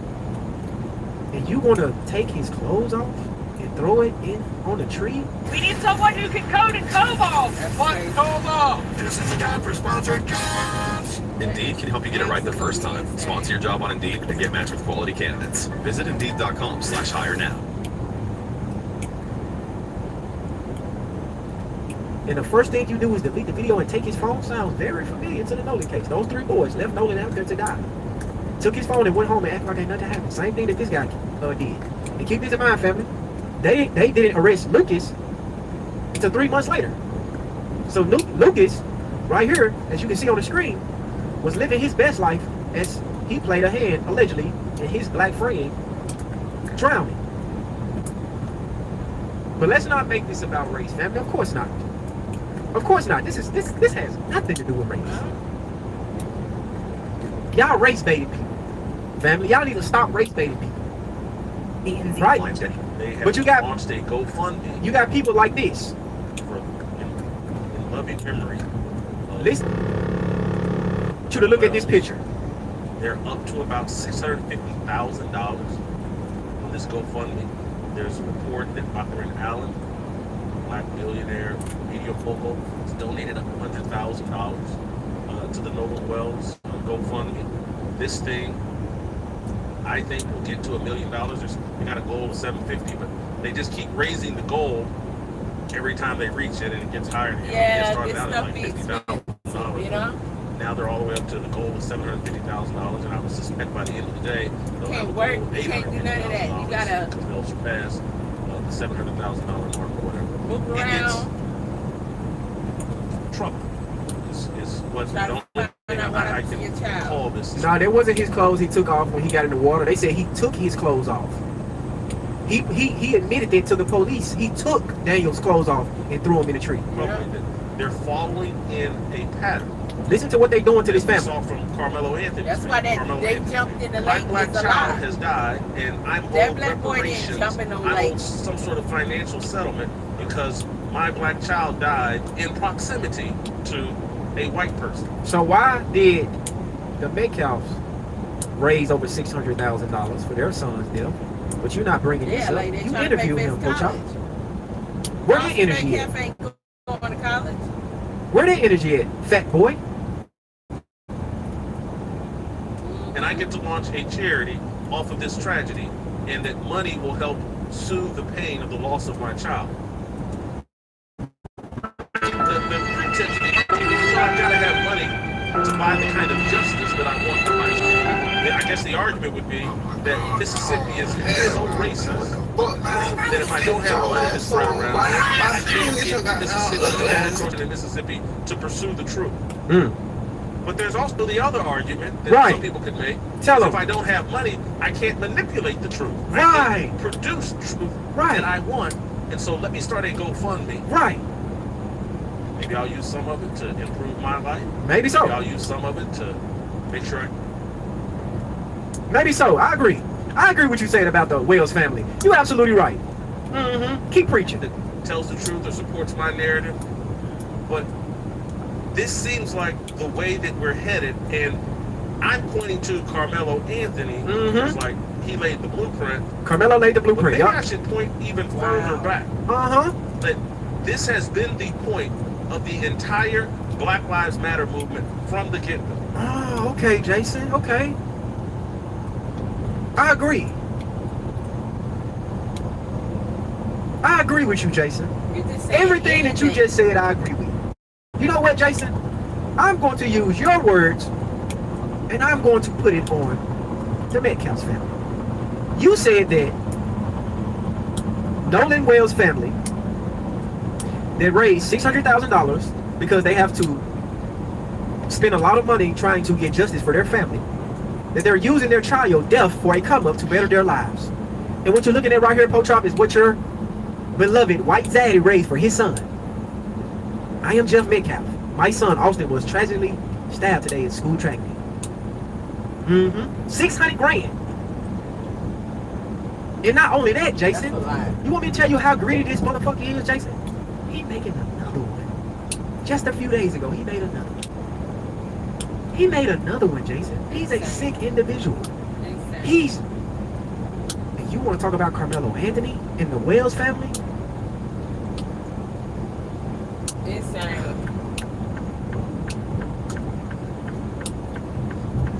Salute to the family. Salute to the chat. Thank you guys for joining me on this evening. Family, this is crazy. The lies that these people continue to spread about Carmelo Anthony and Nolan Wales, right? Because they know what happened to them was unjust. They know that this guy that, you know, he didn't just randomly wind up in a lake and drown and nobody know nothing. Right. So they trying to target the family right now by making fake AI videos, having one of their girls gone wild with triple D's, but he's a man, by the way, Pochop. Make false narrative that this family is trying to use Nolan Wales' death to come up on some money. Well, I don't know what the father do, but I'm pretty sure that he got a good job as well. They don't need to have a come up off their family, but they have to push this narrative because they black people. And if you want to discredit black people, bring up some money. Push the narrative that the black people are trying to use their family as a come up. Because we don't have no argument. We don't have nothing to stand on right now. So the only thing that we can really harper on is a GoFundMe. Same shit that white people do. That's crazy. That is crazy.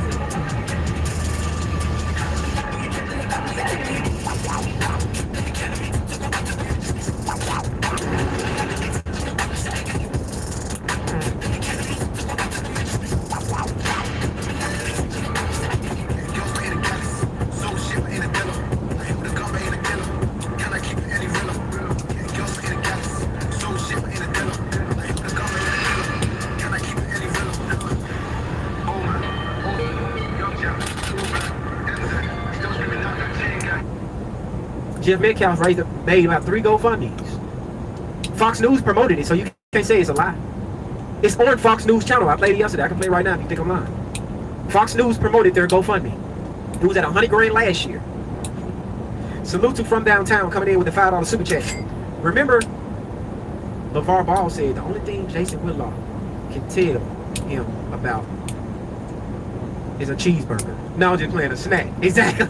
No, I remember that. I do remember that from Downtown. He got on Jason Whitlock. Especially on, I think it was on Calvin Hurd's show, if I'm not mistaken. I think it was on Calvin Hurd's show. That's what it was. He said Jason Whitlock can tell him about a snack. Yeah, bro, like, I just want you guys to stop thinking that we stupid, that you can just tell us anything and we just gonna run with y'all narrative. It won't work. We know that y'all are liars. We know the history of you guys. We know the history of you white supremacists. We know the history of you Sambos. I don't know why y'all still waste y'all time sending y'all Sambos out. We're gonna laugh at them. I'm gonna target them for sure. I'm gonna bring them to the forefront.